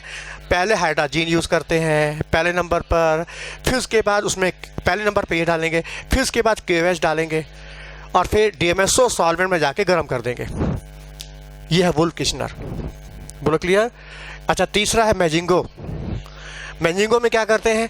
पहले थायोल डालते हैं, थायोल 2 मोल, उसके बाद रैने निकल डालेंगे, तो हमको सेम यही प्रोडक्ट मिल जाएगा, मैजिंगो। समझ में आया? और एक और है रेड फास्फोरस HI। मतलब ये चारों के चारों कार्बोनाइल से एल्केन ला सकते हैं, लेकिन ये तो सबको ला देगा, ये सबको करेगा, सबके लिए ये। जबकि ये तीनों कौन कौन सा, ये एल्डिहाइड कीटोन के लिए, जबकि ये एल्डिहाइड कीटोन एसिड सबके लिए। तो मान लो किसी भी कार्बोनाइल को रिड्यूस करना है, किसी कार्बोनाइल को एल्केन में, तो इसका ये इस्तेमाल कर लो, और एल्डिहाइड कीटोन को करना है तो ये। अच्छा, तीनों एक ही काम करते हैं, चाहे क्लेमेंसन, चाहे मैजिंगो, चाहे वुल्फ-किश्नर, लेकिन फ़र्क है इसका मीडियम एसिडिक है, इसका मीडियम बेसिक है, इसका मीडियम न्यूट्रल है। अब मान लो जैसे तुमको रिड्यूस करना है,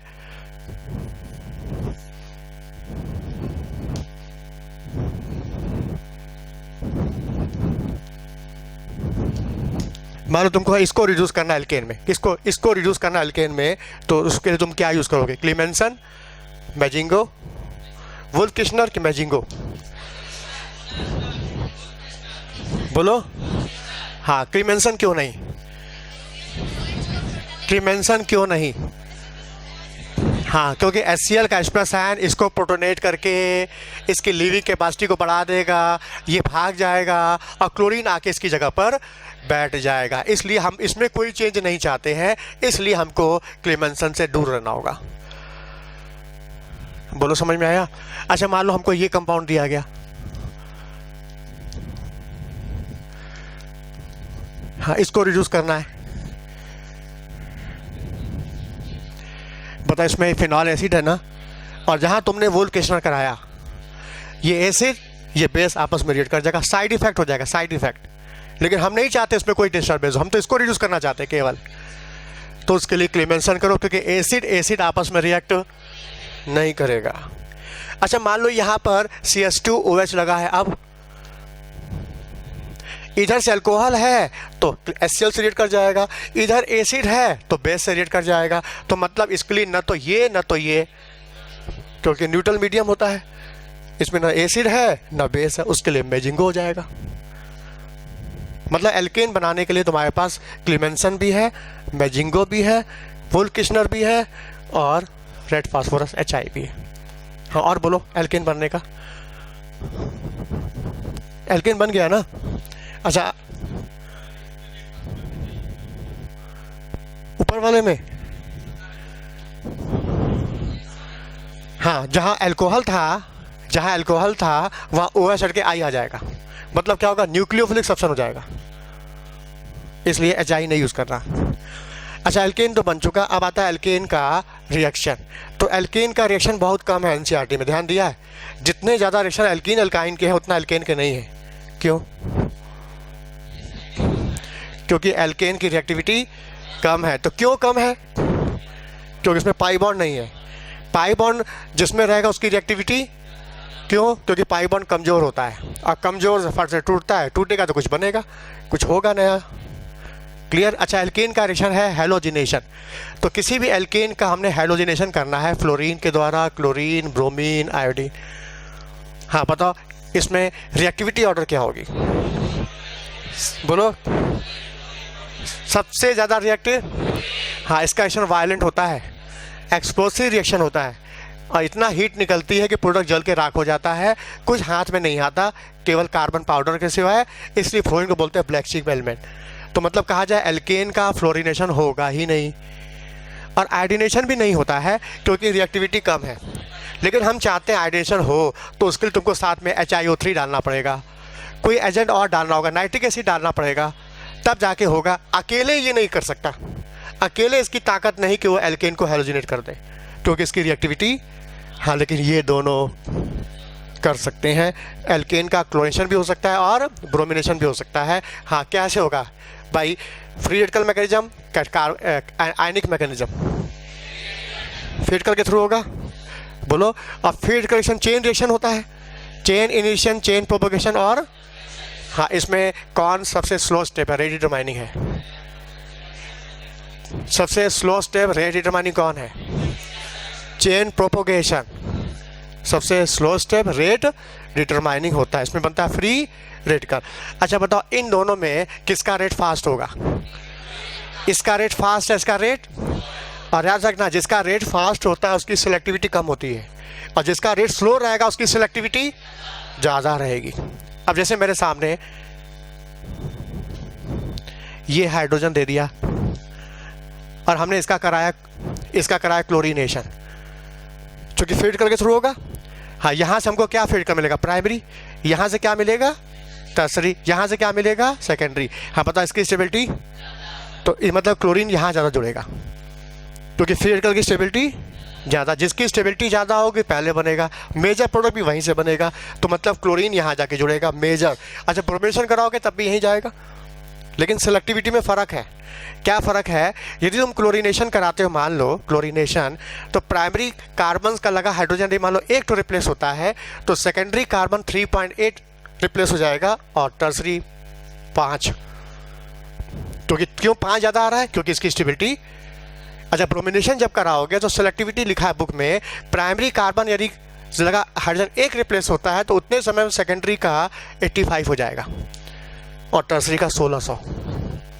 मतलब कहने का मतलब ये है कि ब्रोमिनेशन में सेलेक्टिविटी ज़्यादा है कंपेयर टू क्लोरीनेशन। अब जैसे मान लो क्वेश्चन आया,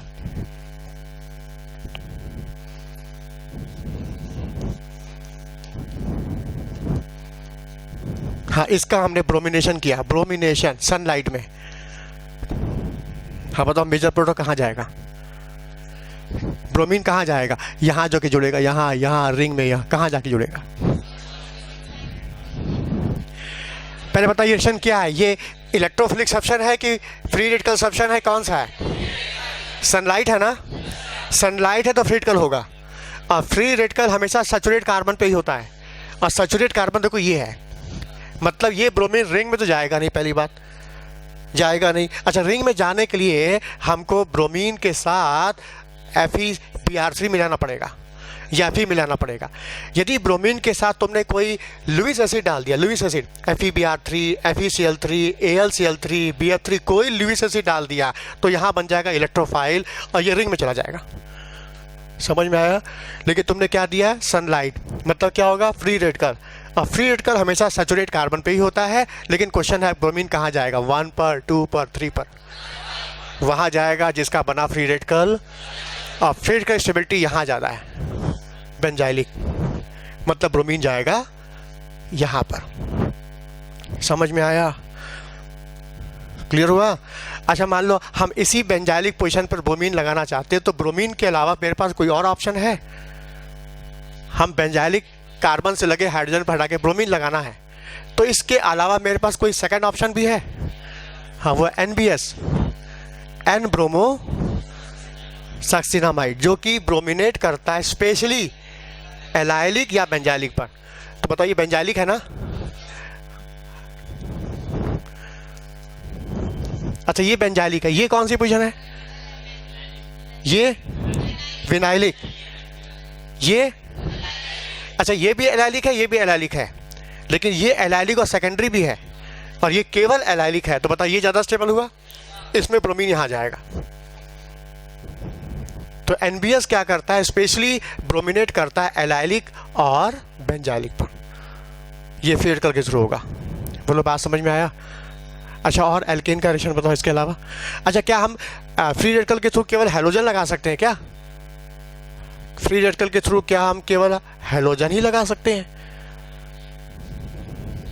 हम चाहे तो सल्फोनिक ग्रुप भी लगा सकते हैं, उसमें तुम डाल दो सल्फ्यूरिक एसिड, ओलियम, तो ओलियम के थ्रू जब तुम रिएक्शन कराओगे तो ओलियम सल्फोनिक ग्रुप भी जाके जुड़ जाएगा। समझ में आया? NCERT में दिया है कि हम सल्फ्यूरिक एसिड के साथ जब रिएक्शन कराएंगे टर्सरी ब्यूटाइल का, इसका ये देखो, तो बताइए रेडिकल, ये फ्री रेडिकल ज़्यादा स्टेबल है ना, तो इस हाइड्रोजन को हटा करके सल्फोनिल ग्रुप आगे जुड़ जाएगा, सल्फोनिल ग्रुप जुड़ जाएगा। मतलब फ्री रेडिकल के थ्रू तुम हैलोजनेशन भी करा सकते हो, सल्फोनेशन भी करा सकते हो, नाइट्रेशन भी करा सकते हो। हाँ, इसमें ये डायरेक्ट होगा क्लोरीन ब्रोमीन, लेकिन फ्लोरीन और आयोडीन डायरेक्ट नहीं होगा। अच्छा, फ्लोरीन आयोडीन डायरेक्ट नहीं है, लेकिन हम चाहते हैं फ्लोरो एल्केन बनाए, आयोडो एल्केन बनाए, तो NCERT में दिया फ्लोरो एल्केन के लिए स्वार्ट्स और आयोडो के लिए फिंकलिस्टीन। तो ये दो नाम इसलिए हाईलाइट हो गए क्योंकि यहाँ समस्या है फ्लोरो एल्केन आयोडो एल्केन बनाने की, तो इसलिए आगे चल के इसको महत्व दे दिया। स्वार्ट्स रिएक्शन फ्लोरो एल्केन के लिए और आयोडो एल्केन के लिए फिंकलिस्टीन। बोलो, समझ में आया? जो लोअर एल्केन उसका नाइट्रेशन सल्फोनेशन, हाँ ठीक तो है, क्योंकि जहाँ तुमने लोअर एल्केन ले लिया, मतलब मिथेन ले लिया या इथेन ले लिया, तो पता इसका फ्री रेडिकल तुम्हारा कम स्टेबल है। क्योंकि फ्री रेडिकल के थ्रू हो रहा है तो रिएक्शन कराने के लिए फ्री रेडिकल ज़्यादा स्टेबल होना चाहिए। और देखो हमने क्या लिया था, टर्सरी ब्यूटाइल ये लिया था, ये हायर एल्केन हुआ ना, ये हो जाएगा, लेकिन मिथेन के साथ नहीं होगा क्योंकि फ्री रेडिकल की स्टेबिलिटी नहीं है। बोलो समझ में आया? अच्छा एल्कीन आ जाओ, एल्केन के बाद एल्कीन। हाँ एल्कीन का रिएक्शन क्या है देखो, हाँ एल्कीन का सबसे मेन रिएक्शन क्या है, मान लो क्वेश्चन आता है alkene show characteristics reaction, free radical substitution, free radical addition, electrophilic substitution reaction, electrophilic addition reaction.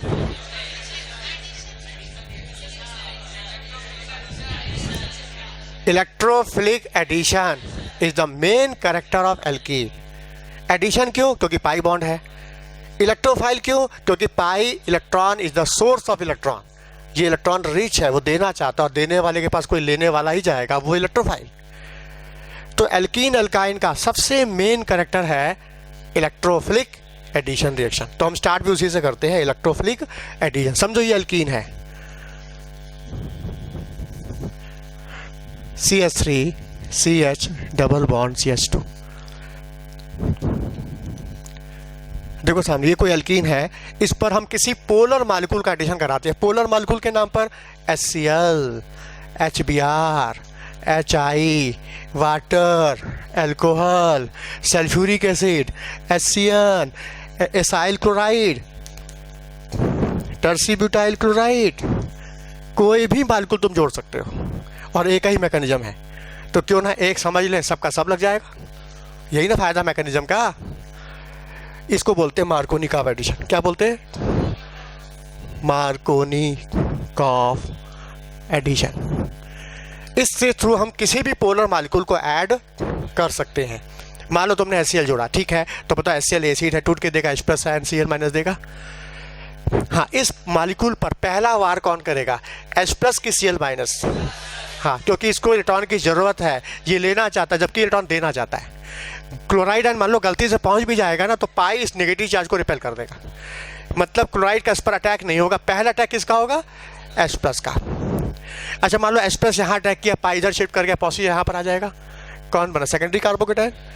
यदि H+ का अटैक हम यहाँ कराते, पाई इधर शिफ्ट करेगा इलेक्ट्रोमैग्नेटिक इफेक्ट से, तो पॉसी यहाँ चला आएगा, यह बन गया प्राइमरी कार्बोकेटाइन। यहाँ क्या बन रहा है? कौन ज़्यादा स्टेबल है? जो ज़्यादा स्टेबल है पहले बनेगा, लार्ज अमाउंट बनेगा, वही रिएक्शन का मेजर प्रोडक्ट डिसाइड करेगा। तो बताइए सेकेंडरी ज़्यादा स्टेबल है ना, ड्यू टू हाइपर कंजुगेशन, इसकी स्टेबिलिटी Cl जाके इस पर अटैक कर देगा, यानी प्रोडक्ट बन जाएगा CH3 CH Cl CH2H। बोलो तुमने HCl जोड़ा तो यहाँ Cl जुड़ेगा, HBr जोड़ोगे यहाँ ब्रोमीन जुड़ेगा, HI जोड़ोगे तो आयोडीन जुड़ जाएगा, H2O जोड़ोगे तो OH जुड़ जाएगा। समझ में? कोई भी मालिक्यूल तुम जहाँ जोड़ सकते हो, सब जुड़ जाएगा। ये सब मार्कोनिकॉफ का स्पेक्ट्रम ब्रॉड है। हाँ एंटी मार्कोनिकॉफ लिमिटेड है, सब नहीं जोड़ सकते, इसमें तुम सब जोड़ सकते हो। मार्कोनिकॉफ के एग्जाम्पल बहुत ज़्यादा हैं। बोलो समझ में आया? अच्छा ये तुमने जोड़ा, किसी मालिक्यूल को तुमने जोड़ा, यहाँ पर एंटी मार्कोनिकॉफ में क्या होगा? केवल HBr ही जुड़ेगा, वो भी पेरोक्साइड के प्रेजेंस में। अब मान लो तुमने पेरोक्साइड के प्रेजेंस में HCl डाल दिया, तब तो मार्कोनिकॉफ ही चलेगा, मार्कोनिकॉफ चलेगा, एंटी मार्कोनिकॉफ नहीं होगा। एंटी मार्कोनिकॉफ केवल HBr के साथ होगा और किसी के साथ नहीं। इन हेलोजन एसिड में जितने देख रहे हो उसमें केवल HBr ही जुड़ेगा और कोई नहीं। क्यों? ऐसा क्यों? क्यों HBr ही क्यों? HI, HCl, वाटर, अल्कोहल क्यों नहीं?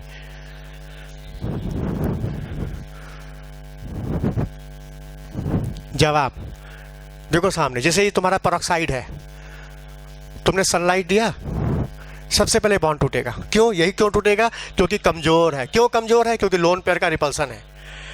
रिपल्सन होने से कमजोर से जहां लाइट पड़ेगी बॉन्ड टूटेगा और टूट के देगा एल्कोक्सी रेडिकल देगा।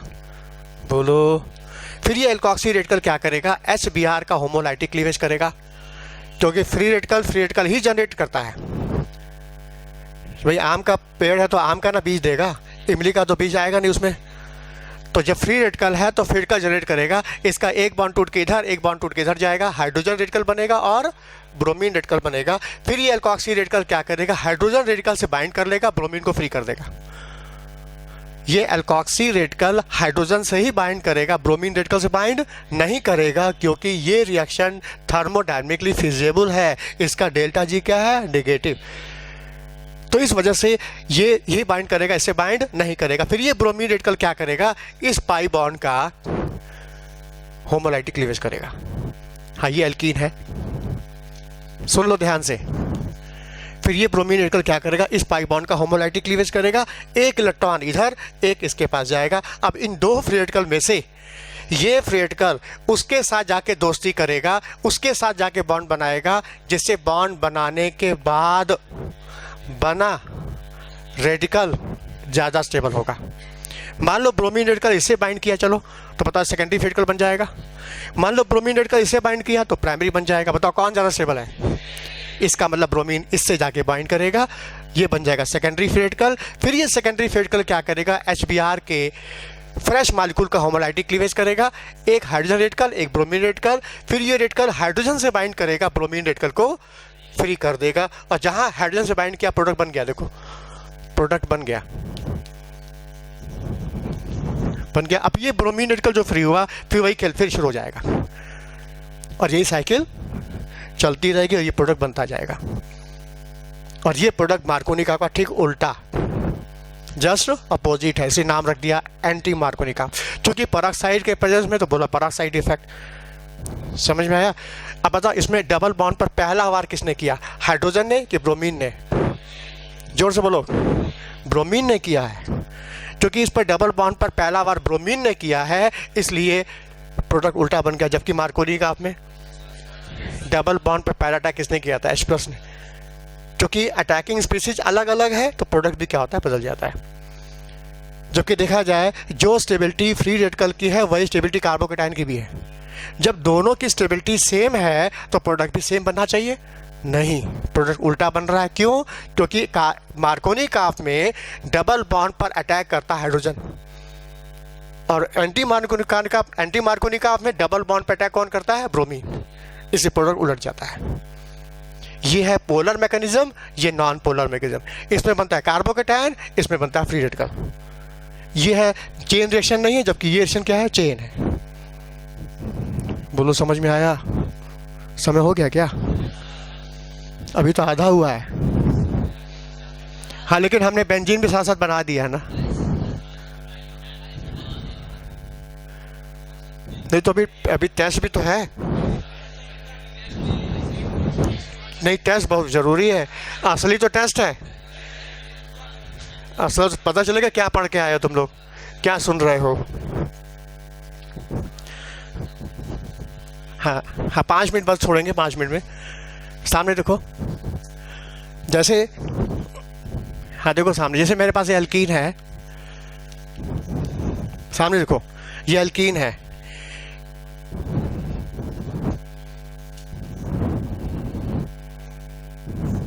ध्यान से देखो, ये मेरे पास एल्कीन है, ठीक। हमने इस पर HBr का एडिशन कराया, इसी एल्कीन पर हमने HBr का एडिशन कराया पेरोक्साइड के प्रेजेंस में, ठीक है। इसी एल्कीन पर हमने एडिशन कराया वाटर का in presence of acid catalyst. इसी में हमने सल्फ्यूरिक एसिड जोड़ दिया, सल्फ्यूरिक एसिड कंसंट्रेट, और फिर बाद में पानी डाल दिया। इसी एल्कीन में हमने ऑक्सीमर्कुरेशन किया, ऑक्सीमर्कुरेशन, फिर उसमें डाल दिया, डीमर्कुरेशन कर दिया सोडियम बोरोहाइड्राइड डाल के।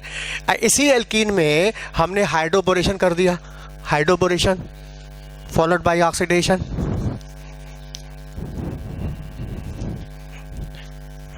हम एक ही रिएक्शन से सारी बात समझाने की कोशिश कर रहे हैं ताकि कम समय में ज़्यादा मैटर निकल जाए और तुमको फायदा हो जाए।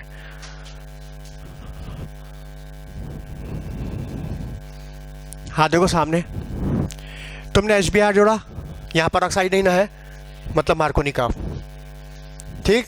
अच्छा, मार्कोनी काफ होगा तो सबसे पहले H+ जाके डबल बॉन्ड पे अटैक करेगा, और डबल H प्लस का अटैक मान लो यहाँ हुआ तो पॉसी यहाँ पर चलाएगा, आवाज़ नहीं आई। बताओ कार्बोकेटाइन सेकेंडरी बनेगा। और पता है जब कार्बोकेटाइन बनता है तो रीअरेंजमेंट भी हो सकता है, और जब रीअरेंजमेंट होगा तो यहाँ से हाइड्रोजन बॉन्ड के साथ माइग्रेट कर जाएगा और पॉसी यहाँ चलाएगा। बताओ ये टर्सरी स्टेबल हो गया।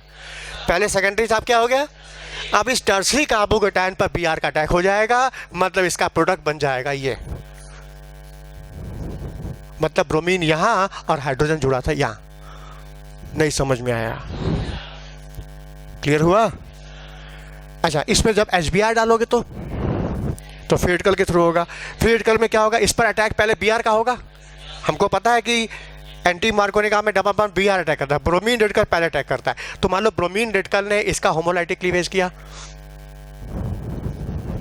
अच्छा, होमोलाइटिक क्लीवेज करने के बाद ब्रोमीन रेडिकल उससे अटैच होता है जिससे बना रेडिकल ज़्यादा स्टेबल होता है। बोलो सामने, मान लो ब्रोमीन इससे अटैच होता है तो ये सेकेंडरी बन जाएगा, ब्रोमीन रेडिकल इससे जुड़ता है तो प्राइमरी बन जाएगा। बताओ स्टेबल कौन है? हाँ, सेकेंडरी ज़्यादा स्टेबल, मतलब ब्रोमीन जाके इससे जुड़ेगा। बोलो, अब बताओ ये रेडिकल सेकेंडरी है, इसमें रीअरेंजमेंट नहीं होता, फ्री रेडिकल में रीअरेंजमेंट नहीं होता। अब ये सेकेंडरी रेडिकल ज़्यादा स्टेबल है, ये क्या करेगा, HBr का होमोलाइटिक क्लीवेज करके H ले लेगा, अब ब्रोमीन को सेकेंड रिएक्शन के लिए फ्री कर देगा। सेकेंड रिएक्शन के लिए चेन रिएक्शन होता है ना, प्रोडक्ट बन गया। यानी इसका प्रोडक्ट ये होगा, इस रिएक्शन का प्रोडक्ट होगा। यहाँ क्या जुड़ा था, H, यहाँ जुड़ेगा H और यहाँ जुड़ेगा ब्रोमीन। पता मार्कोनी काफ का उल्टा चल रहा है, ये मार्कोनी काफ है, ये एंटी मार्कोनी काफ है, ये आयनिक मैकेनिज्म है, ये फ्री रेडिकल मैकेनिज्म है। बोलो, इधर आ जाओ। इसमें तुमने एस्प्रेसाइन डाला इसके ऊपर, बोलो इस पर एस्प्रेसाइन डाला। कैटलिस्ट क्या करेगा, सबसे पहले यहाँ पर अटैक करेगा, पाई शिफ्ट करेगा। बताओ यहाँ कार्बोकेटाइन सेकेंडरी बनेगा, कार्बोकेटाइन फ्री बनेगा। बताओ कौन सेकेंडरी है, रीअरेंजमेंट होगा, ये बॉन्ड शिफ्ट करके हाइड्राइड शिफ्ट होगा, पॉजिटिव यहाँ चलाएगा, टर्सरी कार्बोकेटाइन, इस टर्सरी कार्बोकेटाइन पर वाटर का OH अटैक कर देगा और एस्प्रेसाइन फ्री कर देगा। कैटलिस्ट है ना, यानी प्रोडक्ट क्या बना,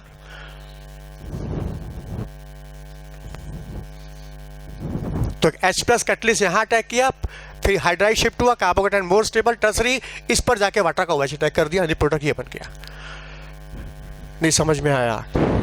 याद रखना, जब कार्बोकेटाइन बनता है तो उसमें रीअरेंजमेंट के चांसेस होते हैं, लेकिन रीअरेंजमेंट तभी होता है जब हाइड्राइड एल्काइल शिफ्ट कराने से स्टेबिलिटी बढ़े, तो बढ़ तो रही सेकेंडरी टर्सरी, हम कराएंगे रीअरेंजमेंट। अच्छा, इस केस में क्या होगा कि तुमने एसिड ज़्यादा डाला, पानी कम डाला। पहले क्या था, एसिड पानी ज़्यादा था, एसिड कम था। कैटलिस्ट मतलब स्मॉल अमाउंट, पानी ज़्यादा था। अब तुमने क्या किया, एसिड कंसनट्रेट, पानी कम डाला है, पानी बाद में डाला है। तो जब तुमने पानी कम डाला, एसिड डाला है, तो एसिड ही जाके जुड़ जाएगा इस पर। याद को हमने क्या बोला था, मार्कोनी काफ से तुम सब जोड़ सकते हो, water, alcohol, acetic acid, sulphuric, सब जोड़ सकता है। अच्छा, मान लो तुमने डाल दिया सल्फ्यूरिक एसिड, साफ साफ फिर से लिख दे, बताओ यही था ना। पहले क्या होगा, सल्फ्यूरिक एसिड एसिड है, टूट के क्या देगा, H प्लस HSO4 माइनस देगा। हाँ, इस डबल बॉन्ड पे अटैक किसका होगा, H प्लस का। ये H प्लस जाके डबल बॉन्ड पे अटैक करेगा। हाँ, ये H प्लस मान लो यहाँ अटैक किया, पाई H प्लस यहाँ अटैक किया, पाई इधर शिफ्ट कर देगा, यहाँ पर क्या आएगा, पॉजिटिव चार्ज। अच्छा, यहाँ अटैक किए, पाई इधर शिफ्ट किया तो पॉजिटिव यहाँ चला आएगा। यहाँ से बनेगा प्राइमरी कार्बोकेटाइन, यहाँ से बनेगा सेकेंडरी। कौन ज़्यादा स्टेबल है, जो ज़्यादा स्टेबल होगा वही ना बनेगा। तो सेकेंडरी ज़्यादा स्टेबल है, इसका मतलब H प्लस का अटैक यहाँ होगा, यहाँ पर आएगा पॉजिटिव चार्ज, कार्बोकेटाइन बन रहा है। जब कार्बोकेटाइन बन रहा है तो रीअरेंजमेंट के चांसेस हैं। बोलो हाँ, तो निश्चित यहाँ से हाइड्राइड शिफ्ट होगा, यहाँ से हाइड्रोजन बॉन्ड के साथ माइग्रेट करेगा, यहाँ पर क्या आएगा, पॉजिटिव चार्ज। अब इस पॉजिटिव चार्ज पर इस न्यूक्लियोफाइल का अटैक, यानी क्या बना, ध्यान से देखो क्या बना, क्या बना देखो, यहाँ H जुड़ चुका है और यहाँ जुड़ेगा O सल्फेट, ये जुड़ जाएगा। मतलब इस H प्लस इलेक्ट्रोफाइल यहाँ अटैक किया और न्यूक्लियोफाइल अटैक किया यहाँ पर। क्यों, क्योंकि कार्बोकेटाइन स्टेबल है। चलो, अब ये जुड़ गया, पता ये सल्फ्यूरिक एसिड स्ट्रॉन्ग एसिड है, तो बताओ कंजुगेट बेस क्या होगा, और वेट कंजुगेट बेस वीक है तो weaker the base good leaving group. मतलब ये गुड लिविंग ग्रुप है, भागने की इसको जल्दी है, ये भगोड़ा है, इसको भगाने वाला चाहिए, और भगाने वाला कौन है, वाटर। फिर ये वाटर जाके इस पर अटैक करेगा, लिविंग ग्रुप, तो फिर OH आके जुड़ जाएगा और प्रोडक्ट फिर वही बन जाएगा, फिर वही अल्कोहल बन जाएगा जो तुमने पहले बनाया था शुरुआत में। तो फर्क क्या दिखा, इस रिएक्शंस में भी तुमने वाटर का एडिशन कराया, इसमें भी वाटर का एडिशन कराया, लेकिन ये एक स्टेप में हुआ और ये 2 स्टेप में होगा। मान लो क्वेश्चन आता है एल्कीन से अल्कोहल बनाओ 1 स्टेप में, अच्छा एल्कीन से अल्कोहल बनाओ 2 स्टेप में, पहले सल्फ्यूरिक एसिड कंसंट्रेट फिर वाटर, तो ये 2 स्टेप में अल्कोहल बनेगा, सेम प्रोडक्ट बनेगा, मार्कोनिक से बनेगा विथ रीअरेंजमेंट। बोलो क्लियर? हाँ, लेकिन इस रिएक्शन की खासियत है, इसका नाम है ऑक्सीमर्कुरेशन डीमर्कुरेशन। इसमें भी एल्कीन से अल्कोहल बनता है 2 स्टेप में, लेकिन रीअरेंजमेंट नहीं होता क्योंकि कार्बोकेटाइन फ्री नहीं होता। इस वजह से इसमें प्रोडक्ट जो होगा OH यहीं बन जाएगा जहाँ पहले था, यहाँ पर मतलब बिना रीअरेंजमेंट के प्रोडक्ट बनेगा। इसकी खासियत है, इसका नाम क्या है? ऑक्सीमर्कुरेशन डीमर्कुरेशन। पता है इसका प्रोडक्ट ये होगा, यहाँ आएगा OH, ये OH पहले ही जुड़ गया, रीअरेंजमेंट हुआ ही नहीं, बिना रीअरेंजमेंट के हुआ, अब बन जाएगा सेकेंडरी अल्कोहल। इसमें बना सेकेंडरी अल्कोहल, इसमें क्या बन रहा है? Tertiary alcohol. इसमें क्या बन रहा है? Tertiary alcohol. बोलो समझ में आया? हाँ, इसकी खासियत क्या है? ये हाइड्रोबोरेशन फॉलोड बाय ऑक्सीडेशन, इसमें प्रोडक्ट मार्कोनिक का उल्टा बनता है, एंटी मार्कोनिक। मतलब जैसे इसमें OH बताओ यहाँ आया है ना, इसमें OH इधर आएगा, इसमें OH यहाँ आएगा, बनेगा प्राइमरी अल्कोहल। मतलब ये क्या है? एंटी मार्कोनिक प्रोडक्ट देगा, ये देगा मार्कोनिक विदाउट रीअरेंजमेंट, ये मार्कोनिक विथ रीअरेंजमेंट, ये भी मार्कोनिक विथ रीअरेंजमेंट, ये 1 स्टेप में और ये 2 स्टेप में, और ये भी 2 स्टेप में लेकिन बिना रीअरेंजमेंट के, और ये मार्कोनिक का उल्टा एंटी मार्कोनिक। अब इसका मैकेनिज्म बताने में टाइम लग जाएगा ना, हमने शॉर्ट में समेटने की कोशिश किया है, तो जरूरत पड़ेगी तो अगला टर्न फिर ले लेंगे इसको। अभी अल्काबी बचा, ऑक्सीजन वो बचा, अभी केमेनोफर ब्रोमीन का हेलोजन बचा है, हेलोहाइड्रीन है, ऑक्सीडेशन है, ओजोनलाइसिस है। ये टॉपिक भी बड़ा है ना, 4 टॉपिक एक साथ है, एल्केन अल्कीन अल्काइन बेंजीन, 4 हो गए ना। चलो जितना लगाना लगाओ, नेक्स्ट टाइम में फिर रिपीट कर देंगे, इसके आगे चल देंगे, कैसा रहेगा? जरूरत है कि अगला नया टॉपिक है, मतलब जितना हो गया उसके आगे नेक्स्ट पर, ठीक है ना, इसके आगे नेक्स्ट पे चलेगा। हाँ, अभी जितना पढ़ चुके उतना टेस्ट दे दो।